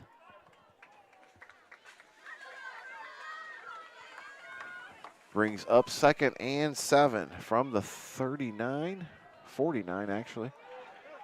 And now pass play. We got a lot of room up front as Whitaker looked like he stepped out of bounds, but I don't think so. They're going to give him the touchdown. And what great blocks downfield. First by Trevor Blackburn and then Tyler Ohl, and everything clicking here for Keystone. 51-yard touchdown pass there from Shackelford on the catch and run by Grady Whitaker. That was Whitaker, right? Yes. Okay. Or was that Ohl? 5 and 8 are starting to look alike. They were going so fast down the field. I had Whitaker. You had Whitaker? Okay, Yeah, we're going to roll with Whitaker. Because Ohl has not gotten a reception yet. All right. So it's 40-7 now with the extra point coming. That's Landon Whitaker, the kicker. It's good.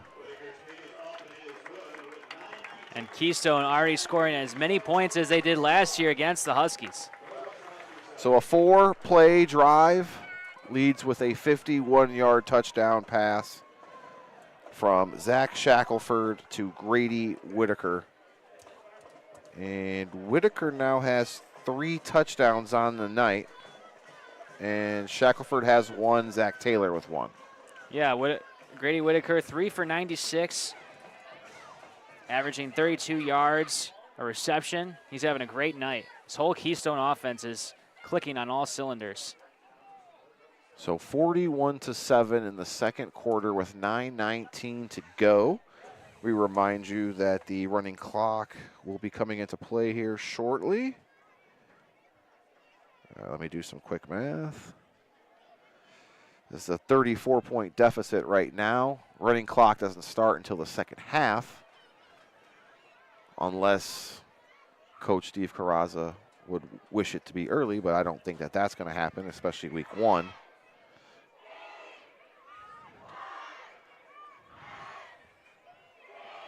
See if we can get you some scores from around Lorain County. I have a few. Go for it, man. Copley beating Amherst 12-7 right now in the second quarter. Close one. Hillsdale destroying Black River 23-0. Wow. Some other scores.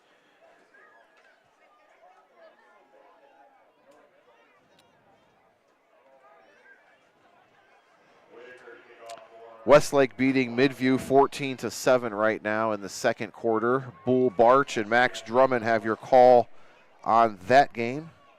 It's also on our Lorain County Sports Network stream. Ramsey fields the kickoff, and he is going to be stopped at about the 35-yard line. Clearview up right now in the second quarter, 16-0 over Fairview. Clippers looking to have a good start. Western Reserve beating Wellington 20-3. Oberlin losing 14-0 to Plymouth. I believe that's correct. Bid Red Plymouth.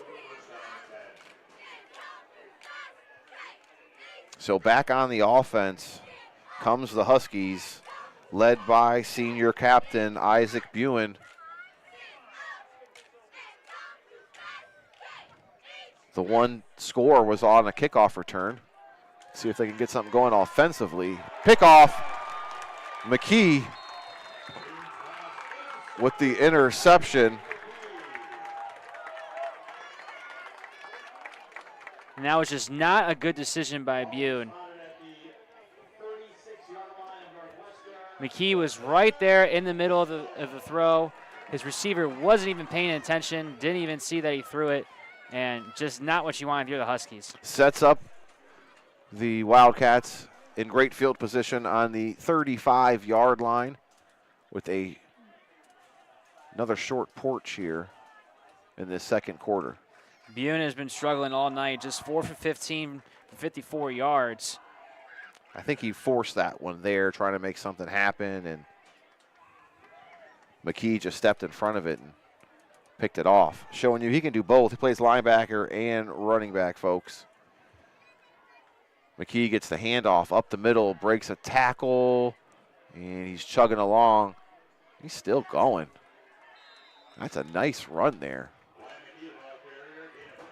That's a 12-yard run on something that didn't really look like there was much there, partner. And it looks like there's a penalty on the play. Not sure what this is for. Probably getting chippy. Yep. Unsportsmanlike.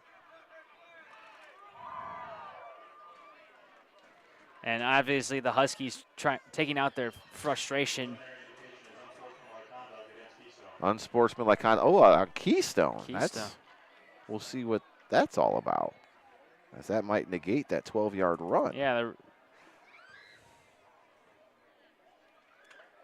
So Shackelford's trying to get an explanation from the referee crew, who've done a great job all night.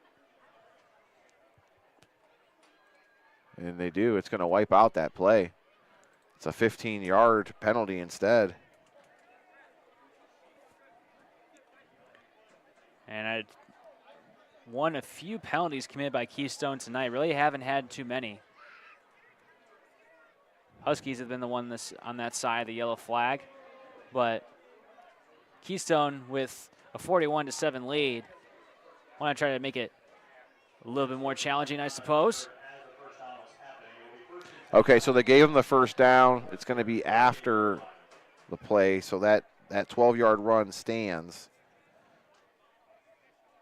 for McKee.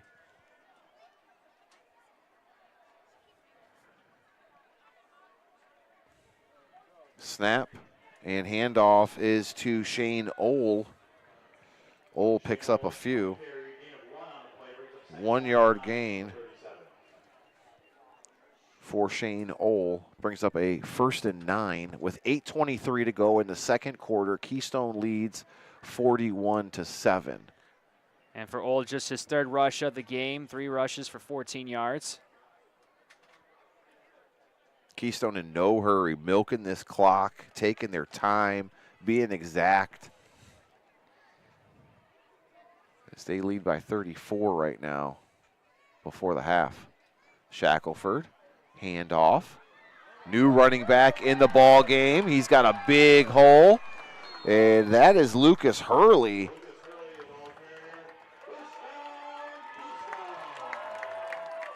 And for Lucas Hurley, that's his first run of the game.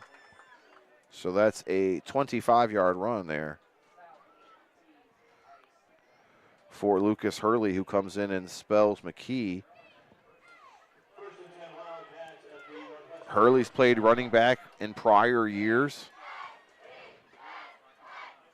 The 5'11", 180 senior had 5 touchdowns for the Wildcats a season ago.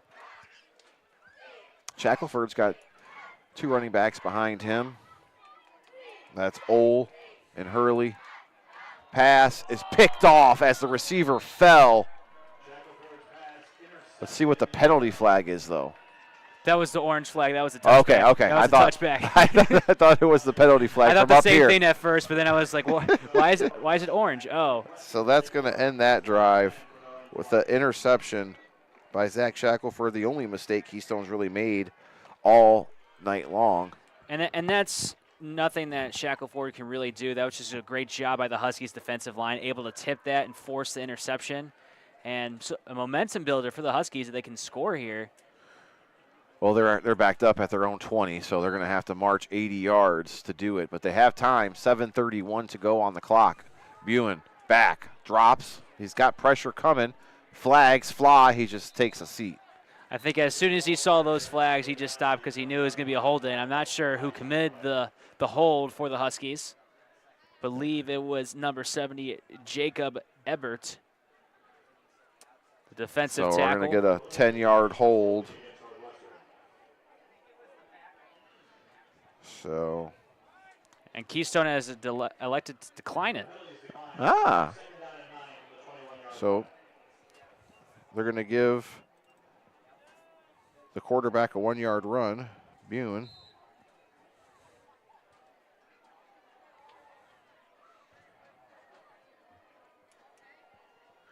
Brings up 2nd and 9 with 7:14 to go from the 21-yard line. 3 receivers to Bune's left, 1 receiver to his right. Handoff goes to Good. He's got some room, puts his head down, and picks up some positive yardage there. Brought down by Lucas Hurley. So nice pickup there of 8 from Ashton Good. And Good has been the only source of offense for the Huskies. Just 5 carries for 11 yards, but Bune hasn't done that much better. 4 for 15 in the air and 1 interception.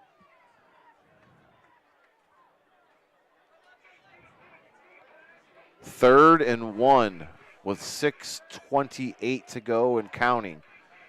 Bune back, passes, it's complete. Ramsier with it, first down. Mason Myers. 5-yard pickup there.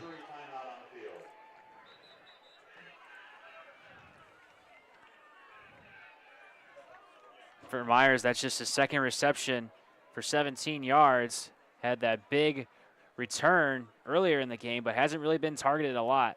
We've got a Husky down, so we're going to take a quick injury timeout. Brought to you by Derek Hammonds of State Farm Insurance. We'll be right back here on the Lorain County Sports Network.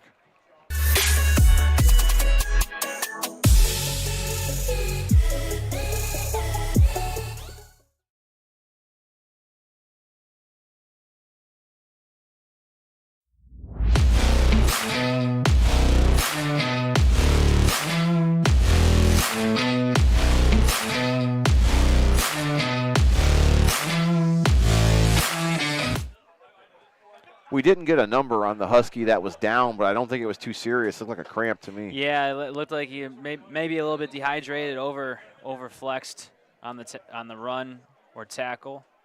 Currently 69 degrees and cloudy here at Keystone. Brings up a 1st and 10 after the first down there. Good. Able to pick up about 4 yards there. So Good with a pickup of 3 yards on the run. Brings up 2nd and 7 from the 37-yard line. Keystone up big, 41-7. 5:40 to go on the clock here in the second quarter. Don't forget to stick around for the halftime show. It's the Health Markets halftime show presented by local insurance agent Jeff Allison in Amherst. We'll break down this game and get you the numbers and maybe even get you some scores from around the area. Long pass there by the Huskies is complete, as that was Riley Ramsier with a flag on the play. And you can see Ramsier's frustration. Looks like that's going to come back with either a legal block in the back or a hold on the Huskies. So we'll wait to see what the signal is. The Huskies already moving back. Holding. So that's tough because that's going to negate a big play there. And we don't have the stats, but I believe that's the Huskies' 4th holding penalty of this game. And obviously the refs don't have a mic, so we can't find out which player it was. We can defer and make a guess. Another costly penalty. 2nd and 17 now from the 27. Huskies going in the wrong direction. Bune back, sets up a little receiver screen and picks up the yardage back that they lost. That's Jacob Haley.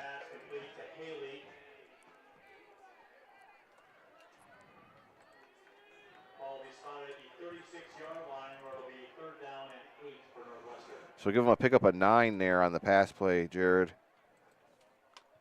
And I think the Huskies need to just do short, quick passes. Not try to go downfield. Try to get a rhythm and a flow going. Try to get some type of score here. Brings up a 3rd and 8 from the 36-yard line. Bune back. He's got pressure. Got to get rid of it, and he does. He just throws it up there. No one's there. It's going to be an incomplete pass. Tried to make something happen and see if one of his receivers can get underneath it, but it's not the case. It's going to bring up a punting situation for the Huskies. And that was not a good throw by Bune. Hit as he was thrown, trying to throw way downfield to the deep ball. And like I said before that throw, Dave got short, quick passes, try to move the chain slowly but surely. And it looks like the Huskies are trying to do too much here. So far, the Huskies are 1 for 7 on possessions of scoring. That lone score was a kickoff return. And since then, it's been a lot of 3 and outs. That punt was almost blocked. And it's going to go out of bounds, giving the Wildcats some good field position. So they'll start at their own 35-yard line. It's 41-7 with 4 minutes to go here, live from Keystone High School. Dave Rivera and Jared Viancourt on the call. Been impressed with Keystone. They've been in control all day. Yeah, they've set the tone offensively, especially in the run game. And this is just the way you want to start if you're a Wildcat fan. They've already put up 41. That's what they scored last year against Northwestern. So anything more would be an improvement. Shackelford, hand off to Hurley. Hurley spins, puts his head down, and he picks up about 9 yards. It looks like they're going to give him the progress for 10. So Lucas Hurley's came in and now done some good stuff on the ground. This Keystone running game is just phenomenal. Not only Hurley, but McKee as well, just not wanting to go down, pushing for those extra yards, fighting off the broken tackles, and they've done a great job today. Shane Ohl and Lucas Hurley are your backs next to Shackelford. Got 2 receivers to the right, 1 receiver to the left. Shackelford gives to Hurley again. Nope, that's Ohl. And Ohl with the fresh legs makes him pay with a big run there. That was a 12-yard run. So right now you've seen back-to-back 10-plus yard runs. Keystone kind of imposing their will. Hurley, Ohl, and McKee, the triple threat for Keystone. Yeah, that's tough to stop. 3 minutes to go here in the second quarter.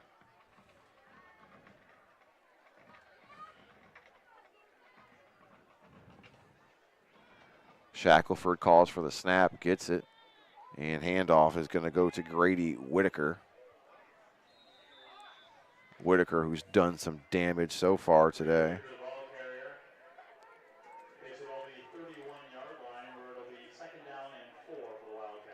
And it's like the Oprah Winfrey show. You get a run, and you get a run, and you get a run. That's what Keystone's doing right now.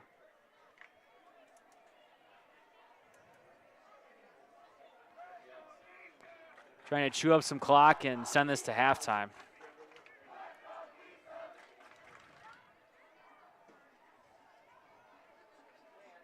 So after the 6-yard run there, brings up 2nd and 4. It's another first down.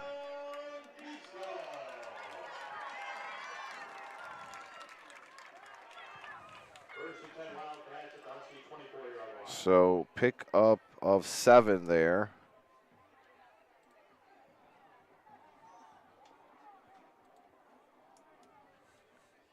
And the Wildcats just pounding the Huskies into submission right now. Keystone's running game up to this point, 17 for 277 yards. 1:50 to go here in the second quarter. Keystone threatening.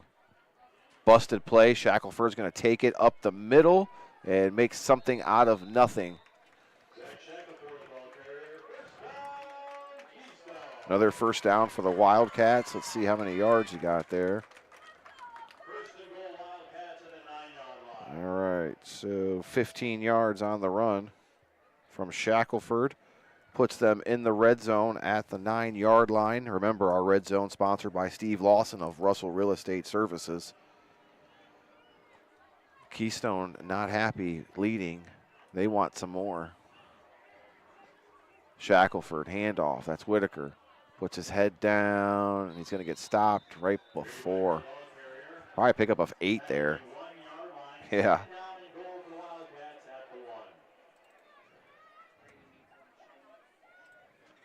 So you can guarantee that you're going to get some power up the middle from one of these running backs. It's been a triple-headed monster in the backfield, as my partner said. Lucas Hurley, Shane Ohl to go along with Wyatt McKee. And we have 40 seconds and counting here now before the half. We're going to eat some hot dogs and tell you how Keystone's concession stand is. Make sure you stick around. It's all courtesy of Brian Victor of Howard Hanna. That play was blown up from the beginning. Ashton Good stops Hurley behind the line of scrimmage.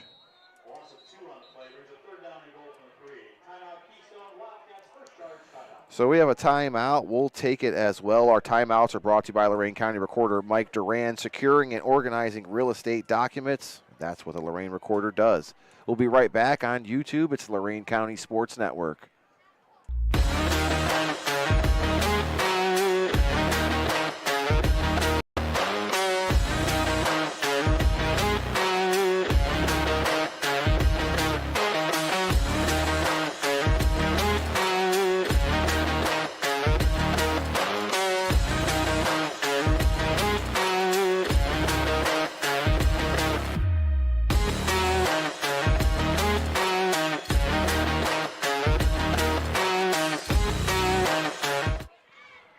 Ashton Good for the Huskies steps up and makes a stop behind the line of scrimmage. Wildcats lose 2 there. Brings up a 3rd and 3 from the 3-yard line with 19 seconds to go. Don't go anywhere. We'll break down this game's first half. It's our Health Markets halftime show brought to you by Jeff Allison in Amherst. We'll get you some scores from around the county. We'll tell you about the hot dogs here and get you ready for second half. Fumbled snap by Shackelford. He recovers. Is he going to get rid of it or run it? And he powers in for a touchdown. 3-yard touchdown run. Zach Shackelford making something out of nothing with a busted play. Thank you very much. And Shackelford was able to recover very nicely, just muscle his way into the end zone, and now that's his 4th touchdown on the day. We have a Husky down. Hopefully it's not too serious as the training staff comes out. And it looks to be another cramp again because they're just stretching his leg out. It's not very hot here down on the field, but again, I'm in the broadcast booth. Yeah, I feel comfortable and cool. I don't know if they're not drinking enough water or... Got to get that pickle juice flowing there, yeah, brother. Yeah, pickle juice, high-quality H2O. Yeah, all of it. Bring the water boy out here. So nothing serious. They're just stretching them out. Trying to get a number for the Huskies. And that is Nate Fulton, the 5'11", 190-pound senior. He's been handling the snaps on offense at center. And he also plays defensive end on defense. So when we come back from half, we will have a running clock for you folks at home watching. That means it's going to fly by, as the clock will not stop for any reason except for a timeout and to get kickoffs and that type of stuff done. So Whitaker back out there again, Landon, trying to extend this lead to 41, and he does. 48-7 with 10 seconds to go.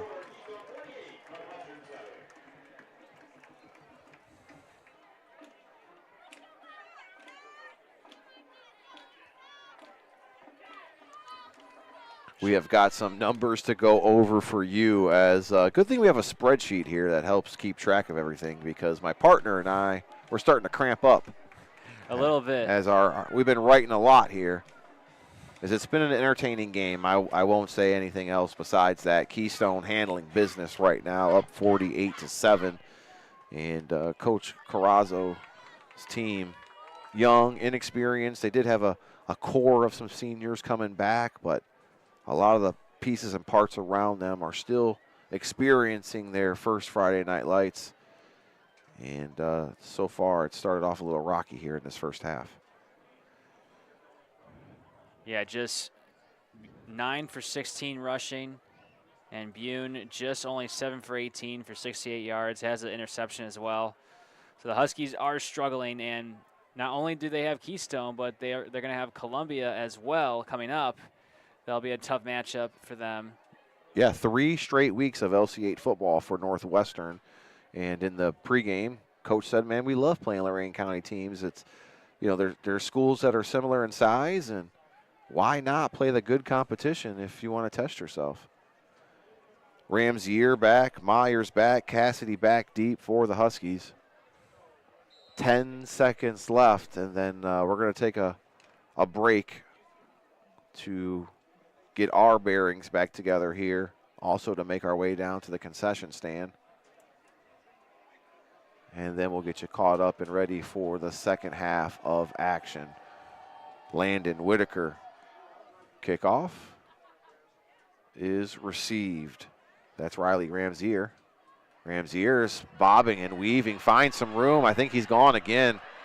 So 2 special teams touchdowns. There's how the Huskies have gotten on the board. Well, they have a third of the triangle. Special teams is working great for the Huskies, and that's definitely something they needed going into halftime. So Mason Myers returned one earlier from 73 yards out. This one was about the same distance. They tried to squib kick it again. We'll say it's a 70-yard kick return. And after the extra point, that will take us to the half. So Northwestern with the 2 special teams touchdowns to stay on the board. They're going to do a little trick lineup here for the extra point, but I think they're just going to end up kicking it. And they will, as Gabe Nicholson is going to handle the kicking. Snap is back, hold is up, and kick is good. So that's how the first half is going to end. 48-14 in favor of Keystone. 2 more quarters to go as we head into the Health Markets halftime show presented by Jeff Allison. If you're uninsured, enroll today with Health Markets Insurance in Amherst. We're going to take a quick break as we have 20 minutes in between halftime.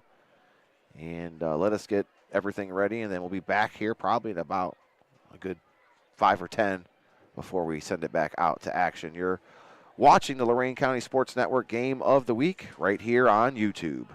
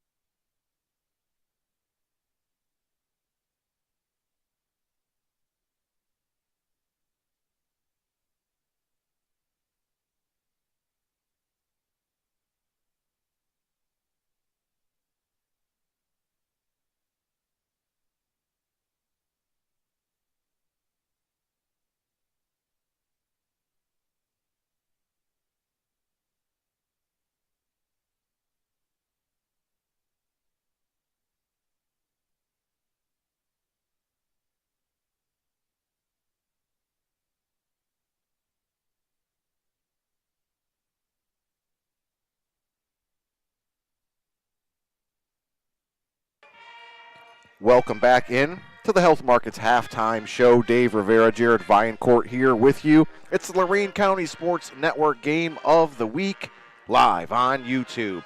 Right now, Keystone handling the Huskies 48-14, as everything has went Keystone's way. Only negative is giving up 2 special teams touchdowns to the Huskies, but besides that, Keystone looking good. It's time to go over the stats, courtesy of our good friend Al Januzzi, CPA. It's all about the numbers. My partner has them. Jared, let's dive in them. Well, Keystone is really doing well with the run game, Dave, as we obviously seen through the first half. Keystone, 21 carries for 301 yards. That's led by Wyatt McKee, 5 rushes for 139 yards. And Zach Shackelford also has 5 rushes for 80 yards, a couple of touchdowns, along with Lucas Hurley, 4 rushes for 40 yards. Shane Ohl with 4 rushes for 26 yards. And Grady Whitaker with 3 rushes for 16 yards. Keystone is just doing amazing with the run game.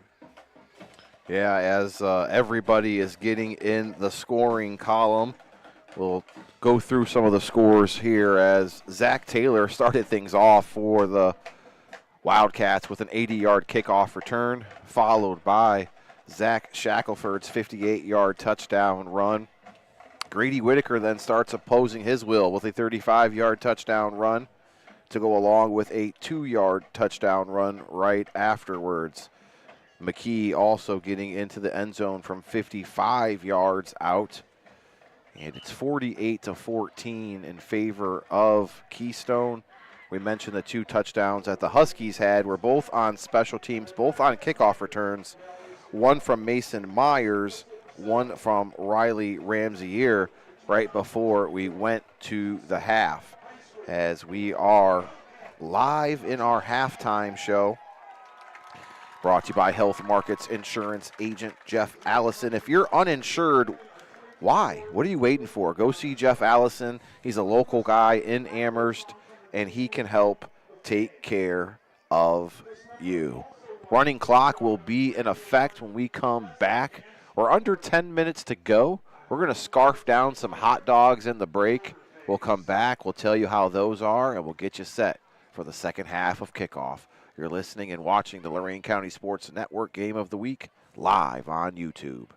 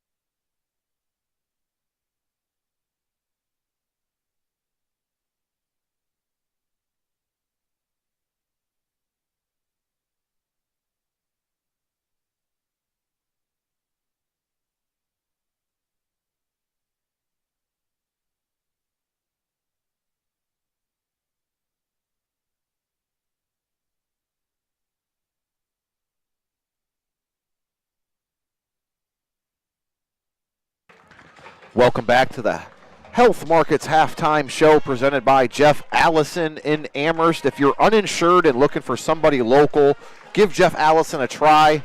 If you're insured, what are you doing? You got to be insured.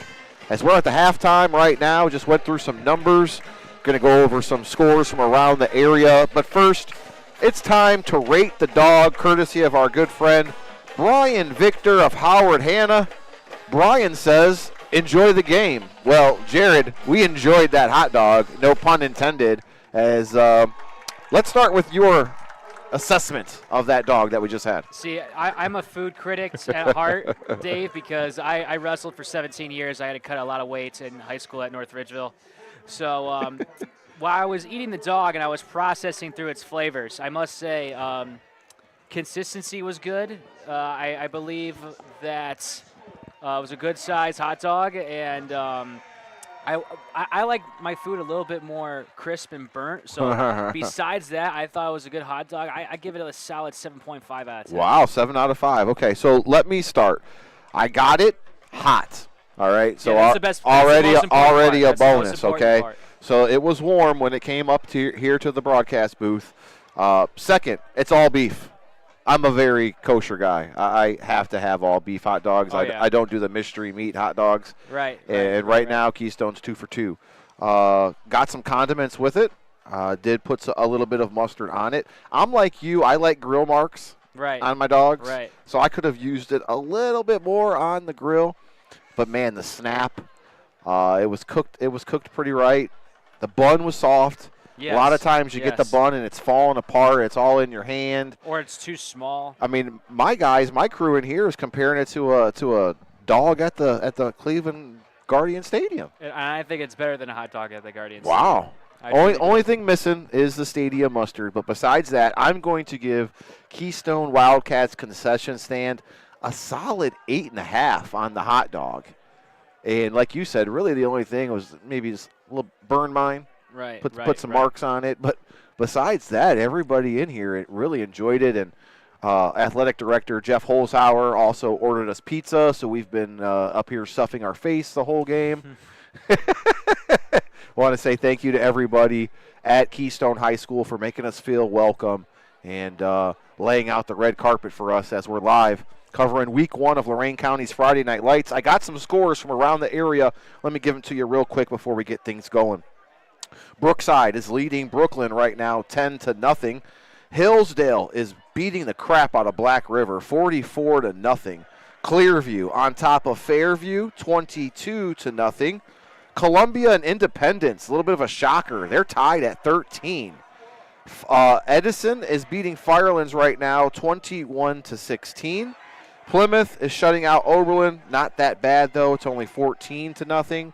And our WOBL game of the week that you can listen to live right now if you'd like to. Western Reserve is beating Wellington 20-3.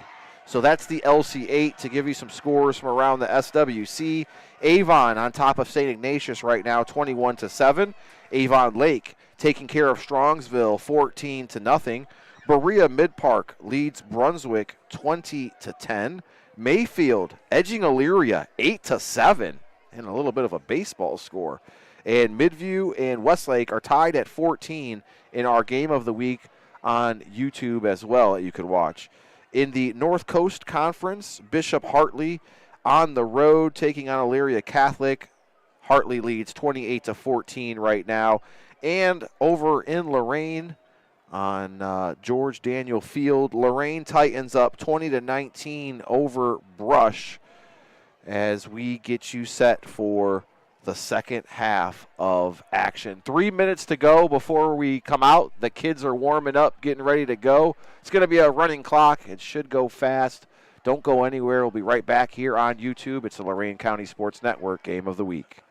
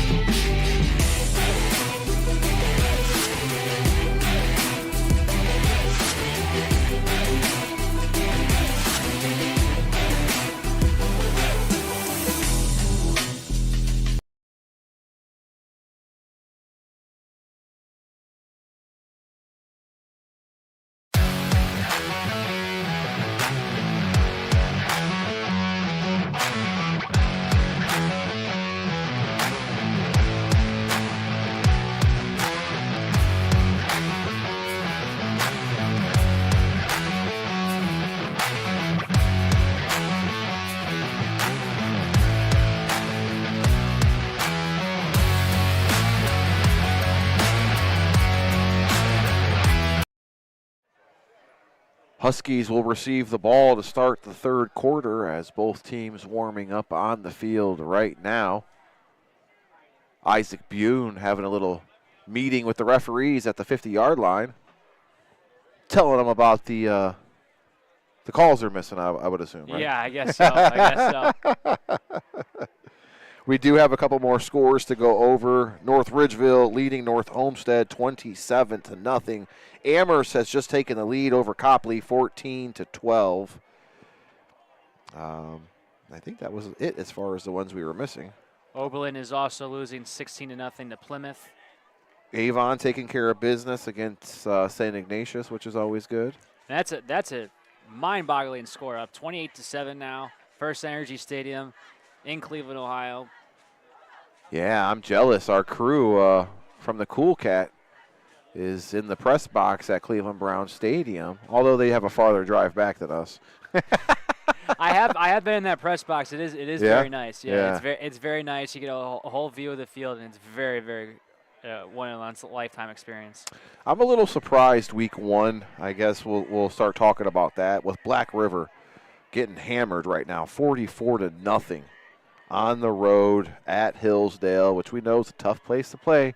Jeromesville is out there. Yeah, it is a tough place to play, but I agree with you, Dave. I'm surprised how bad that Black River is playing to start out the season. One of the favorites to win the LC8. Yeah. Still a non-conference game, so no harm, no foul. As they're making their final calls for the 50-50, which I'm surprised they didn't do that at the half. Maybe they wait till after the third quarter. I guess so. I guess so. Everyone loves 50-50. Right. So Whitaker will be your kickoff man again. He's been handling the duties all night long.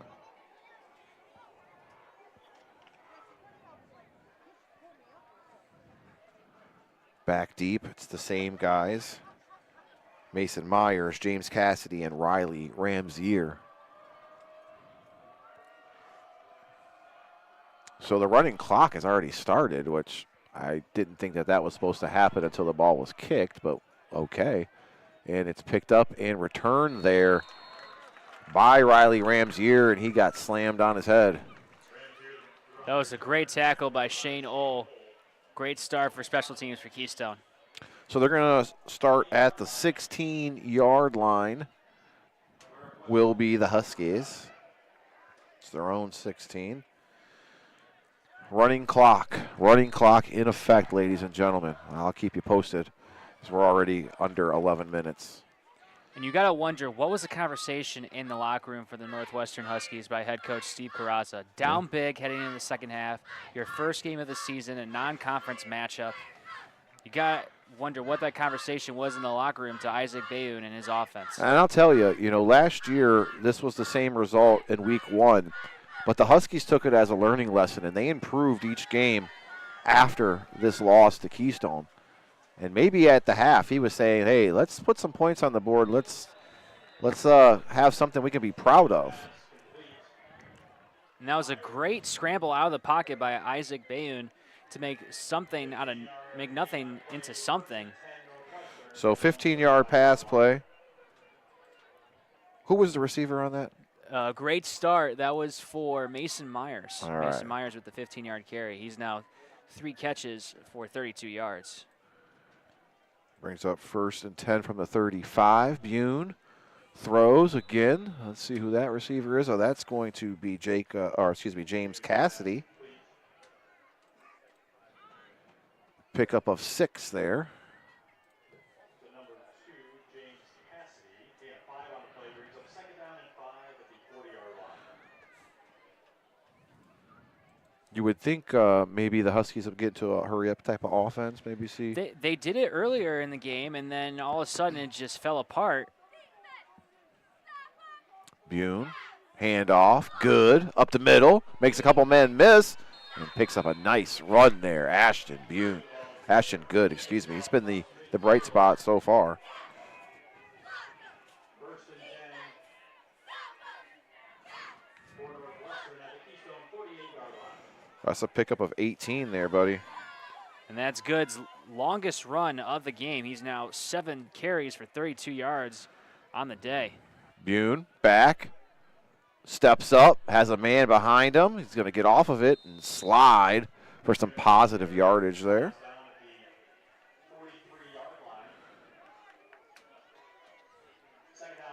So 5-yard gain there on the run from Isaac Bune at quarterback.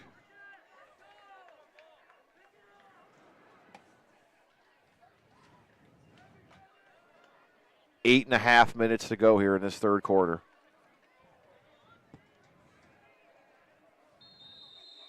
And now we have a cramp.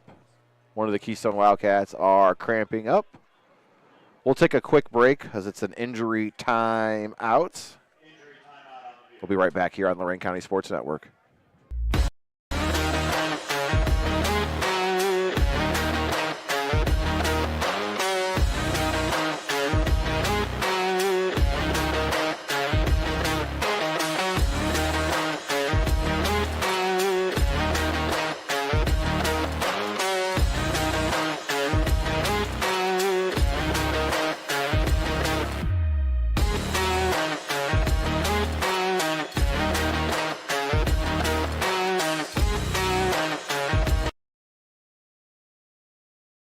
Timeout, courtesy of our good friend Lorain County Recorder Mike Duran. Securing and organizing real estate documents, that's what he does. As a Keystone Wildcats down, being tended to, nothing serious, just a cramp. A few of those tonight. But his was a little different, Jared. He got 2 of them. 2 cramps, one in each leg. That's Payson, Mason Payton. The starting defensive end and offensive tackle for the Wildcats. That's your big guy. You don't want him getting hurt. He's fine. He's got his water bottle. He's a big man. 5'10", 215. Yep. Senior for the Wildcats. Absolutely. He's been around the block a few times as he's trying to stretch himself out now on the sidelines. 2nd and 5. 8:10 to go and running in this third quarter. Bune going deep. He's got a man. It's out of bounds as the pass was off target. And that pass was deflected at the line of scrimmage and not a good throw, I think, by Bune. You're throwing in a double coverage, even though it was deflected, excuse me. Throwing in a double coverage is not the best suit or probability for a quarterback. Second deflected pass by Keystone tonight. Going to make it 3rd and 5 after that incomplete pass. So far, the start of this half, Bune is 3 for 6. Another incompletion there. Intended for Riley Ramsier. Got some more scores to go over. Vermilion leading 19-0 over Margaretta. That's a shocker. The last few years, Margaretta has really handled Vermilion. And also quite a ways away from Vermilion. Yeah.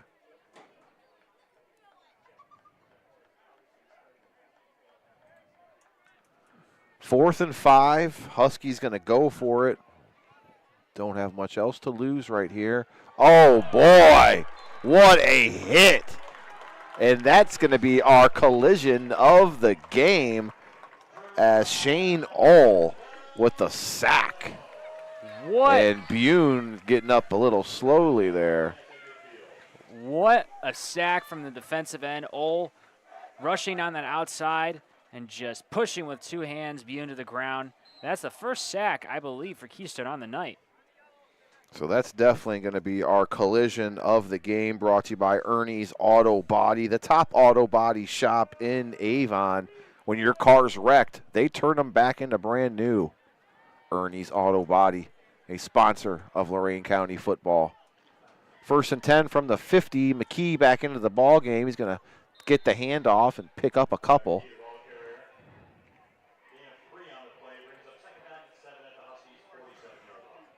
So McKee picks up 3 on the run. 6:06 to go in this third quarter. Keystone leads 48-14 in week 1. It's going to be a long, fun season here in Lorain County's Friday Night Lights. I hope you're ready. The 10 weeks are going to go by like that. Yep. Shackelford has 2 running backs alongside of him. Handoff. McKee again, bobbing, weaving, picking holes.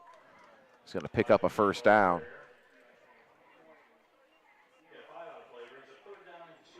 So they don't give him the first down. Picked up 5. 3rd and 2 from their own 42-yard line. And you're going to see a heavy dose of running. I don't know if Keystone's going to pass the ball anymore tonight.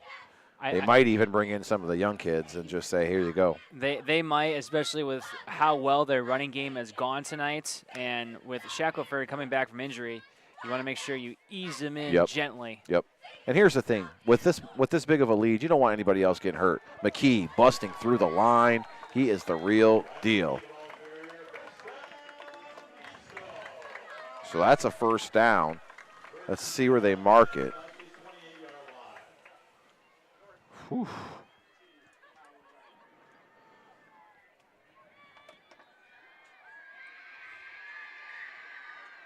Doing some quick math here, folks.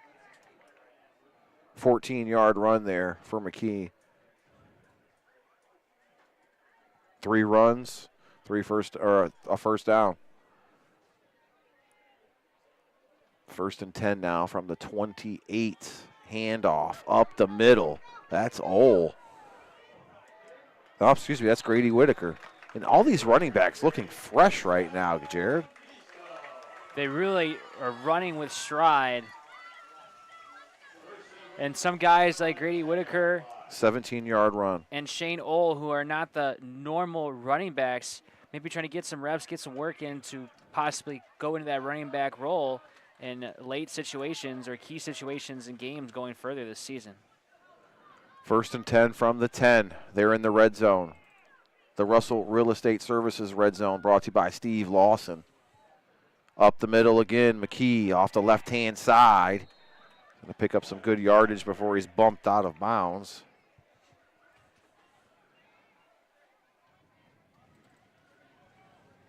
Waiting to see where they spot it at. So pickup of 2 there, or excuse me, yeah, pickup of 2.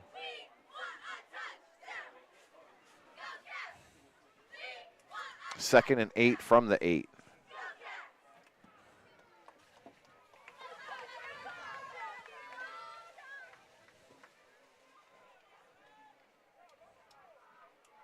Two receivers to Shackelford's right. He's got 2 guys in the backfield with him, 1 receiver to his left. Pistol formation, handoff. McKee up the middle. He's going to go through 2 guys, pick up positive yards, but is stopped. Takes the ball down to the 4-yard line where it'll be 3rd and goal from the 4 for Keystone. Gain of 4 there. 2:35 and counting. 2:35 here in this 3rd quarter of play. I love what the pace and intensity that Keystone plays, especially with the running game. McKee and Hurley just driving their shoulder, muscling the Huskies defenders, gain more yardage, refusing to go down. I've just been impressed by the control and the patience and the matter-of-factness. Yeah, they're doing it all nonchalantly. Shackelford, handoff, touchdown. McKee from 4 yards out.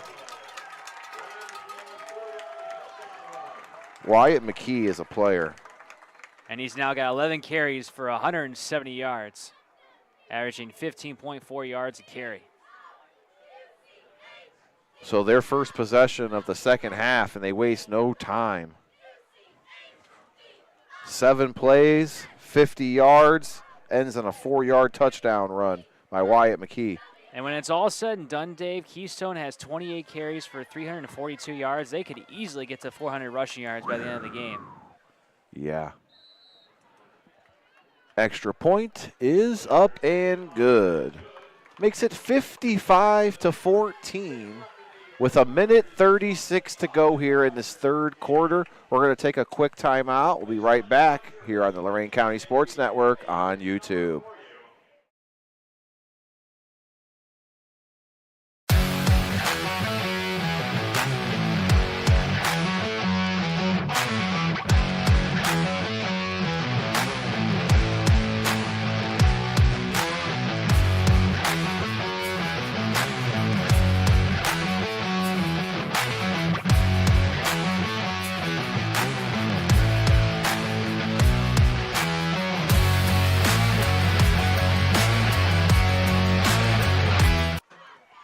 Welcome back to Lorain County Sports Network Game of the Week. Dave Rivera, Jared Viancourt here at Keystone as the Wildcats just scored again. They lead 55-14 here in this third quarter. Got some more scores to go over for you. Norwalk, the Truckers, leading Toledo Scart 20-0 right now as they are in the third quarter of play. Jared, impressive drive there for the Wildcats. Keystone has been impressive all night. They score quickly and efficiently with determination, and hopefully they can continue that throughout the season, in the LC8 especially. Solon leading Olmsted Falls right now 13-10 as we go through the scoring from around Lorain County.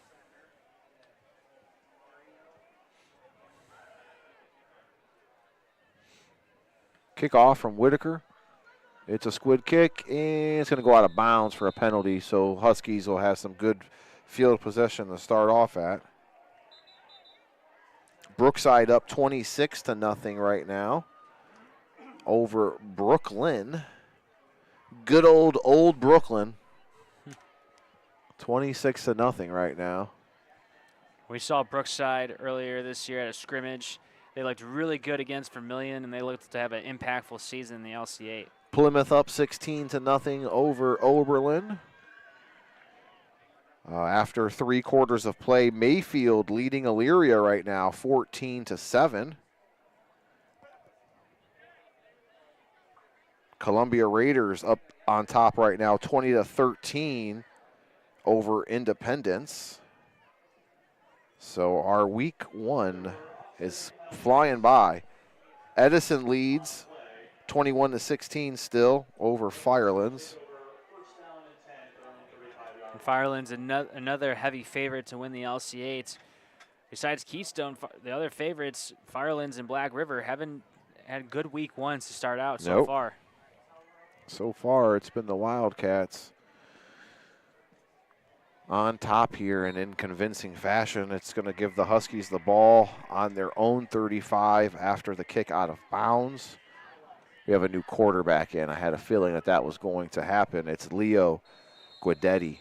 That's what I'm going to roll with. He's a 5'9", 140-pound freshman. As the handoff went to Ethan Lilly. Let's see how much they give Lilly on that run. 30 seconds left to go and counting. Oh, so they gave him a 2-yard gain there. Guidetti, the quarterback now for the Huskies, drops back. He's in trouble, rolls. He's got to get rid of it. He does. Completed. Can't see the number on...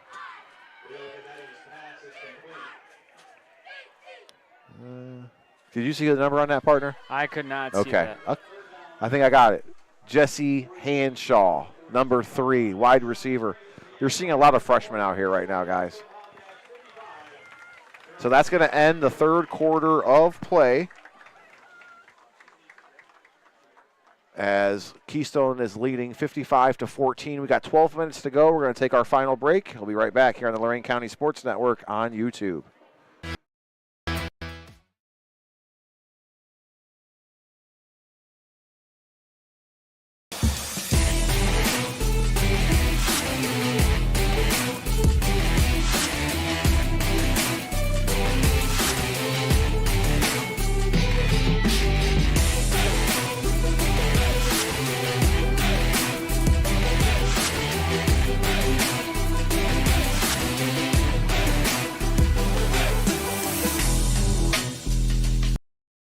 Shaw makes the reception there for the Huskies. Picks up a few there. Guidetti, quarterback, rolls out. And looks like he finds Henshaw again. So those two starting to form some chemistry. That is Henshaw.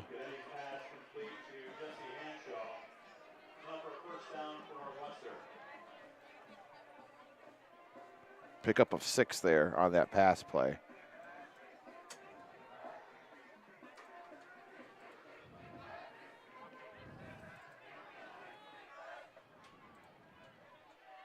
A lot of freshmen getting some run right now for the Huskies. Guidetti gets it out, and it's off of Hanshaw's hands. Incomplete.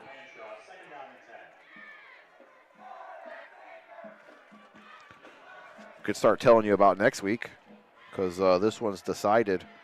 We'll be at Columbia as Fairview comes to town. It'll be Fairview at Columbia.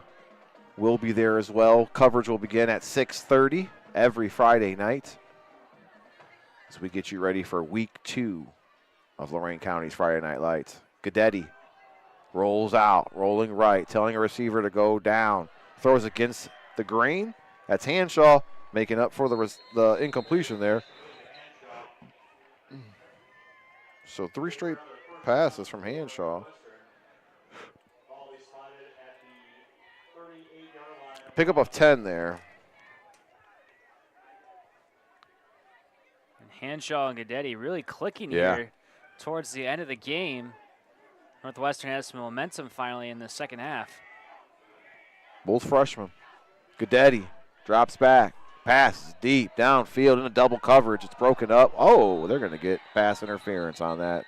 And I believe that was number 46, Dimitri Herbie, as well as 24 in the coverage as well. That's Mehmet Ulapinar, as Keystone has definitely put in their reserves as well. Let's see what the flag is. Because they're actually telling the Huskies to go back, so maybe it's not a pass interference like we thought. It could be a holding. Come on, let's get the call. Yeah, holding. So that's the Huskies' 5th holding penalty of the game. Oh, we got offsetting. Wow, offsetting penalties. 1 on Keystone, 1 on the Huskies. They're going to offset. We're going to play it again. 1st and 10 from the 38. 9:12 to go in this running 4th quarter clock.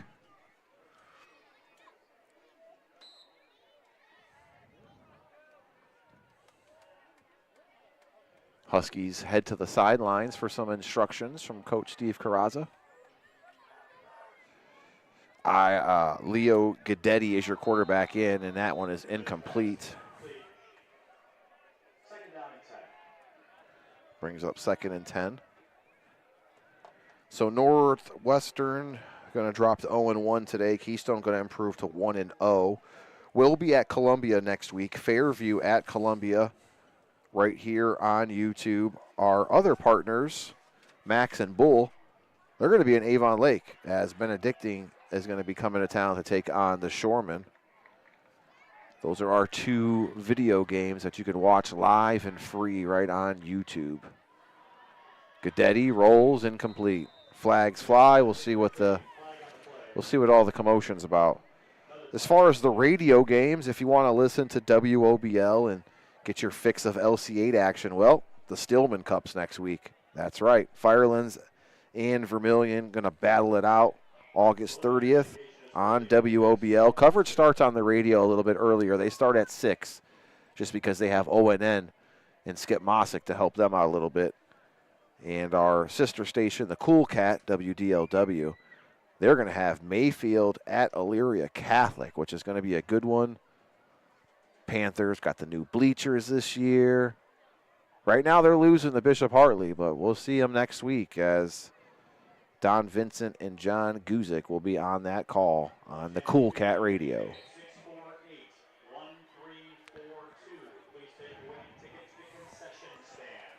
So I'm guessing that those penalties offset again, as we don't have the yardage marker on the scoreboard. Guidetti rolls out, and pass is it's in. It looks like it's complete. They're spotting it like it's complete, right, Jared? Yeah, that's what I'm seeing too. So he caught it. We up here in the press box can't tell.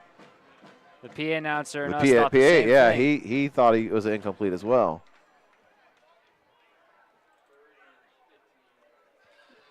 A short gain, if that. So 5-yard pass there.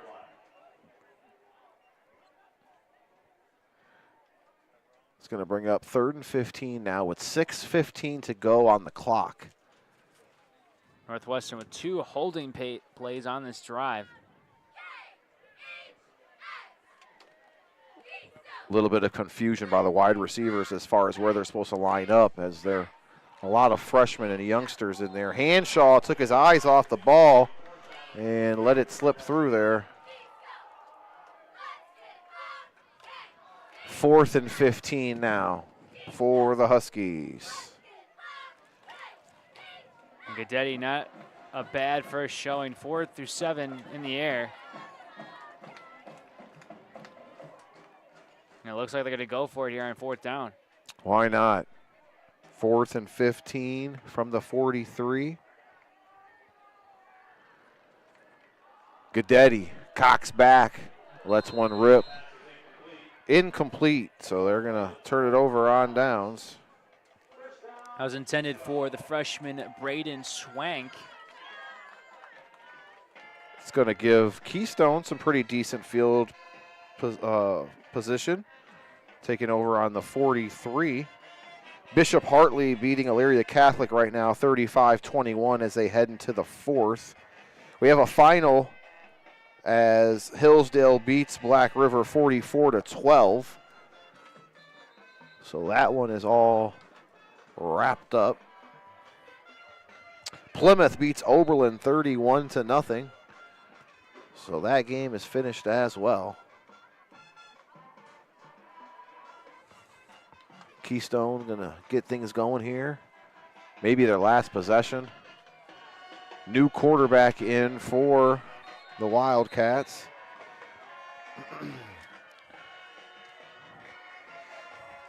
As Zach Young is your quarterback now, number 23. No gain on that run there.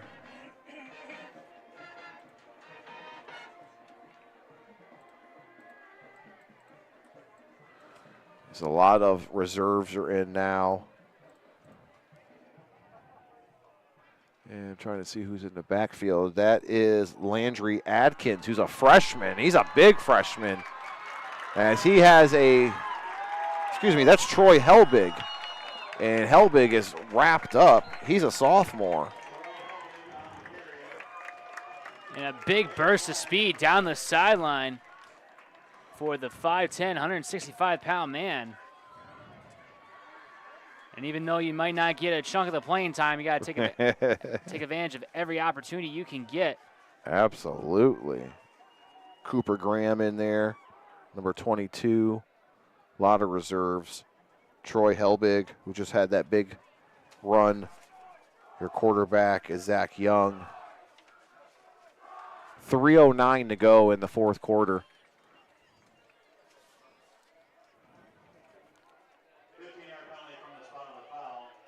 Well, there's a penalty on that, too. I didn't see any penalty, but okay. Gave him 15 yards after the run. Sets up 1st and 10 from the 25. I believe, Dave, it was a hit out of bounds. Oh. That'd be my guess. Okay, or even a late hit. Yeah, I didn't see a penalty either, but that'd be my only guess. And Troy Helbig is at quarterback right now. He's going to keep it himself, and he's got some room to run. Troy says, I want that end zone. I missed it the first time, and he gets dragged out right about the 2. What a force of nature. He's a small guy. Yeah, from Troy Helbig. 2 great runs to start this game. His name is Helbig, but he's not very big. Yeah, he's short and stocky, and he's got bursts of speed. He's doing great things for Keystone right here. That was a pickup of 22 yards on that run. Let's see if Helbig's got any more juice left to get it in from 3 more yards. I know he's like, Coach Griswold, can I just do a quarterback sneak? It's that 2-minute drill. You got to push through it. 1:45 to go and counting, as Keystone going to be victorious here tonight. Looking to add some more before the end of the game. Helbig, told you. 3-yard run. That kid was not going to be denied. And we wanted to say what a drive by Keystone, but really what a drive by Troy Helbig. It was a 4-play drive that ended in a 3-yard touchdown run by Troy Helbig. 5'10", 165-pound quarterback. He's a sophomore, folks. Going to be seeing him next year after Zach Shackelford departs. This one is getting out of hand.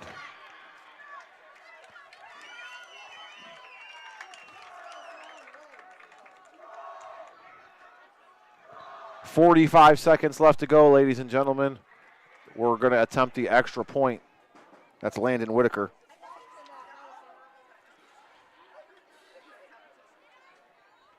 And the kick is up. It's good. Makes it 62-14.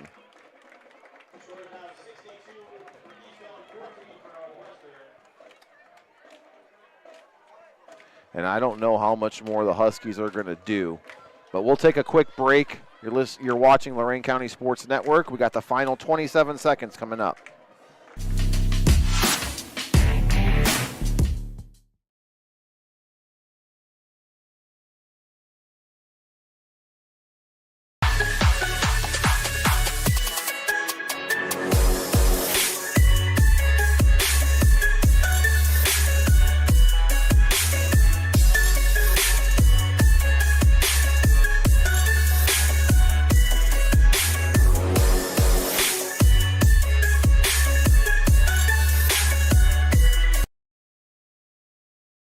Helbig seals the deal. I think that's going to do it. It's 62-14, but there's only 27 seconds left.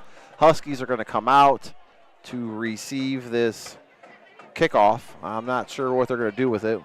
Stay tuned, and we'll keep you posted. As it's just a great night around Lorain County, as we had all 17 teams in action here tonight. Make sure you watch our post-game scoreboard show presented by I-90 Nissan in Sheffield Village, because the deals are so good, man. You got Dave Grzinski, Paul Williams, and Maria Janasco. They're going to be live in studio. You can watch it on Facebook. Just go to WOBL, WDLW Sports. It's going to be starting. It's probably already started, as it's 9:20 here. And that's it. That's going to do it. 62-14 is your final score here. We'll take a quick break. We'll let Jared get the stats, and then we'll go over them before we get out of here. It's the Lorain County Sports Network Game of the Week, and Keystone wins.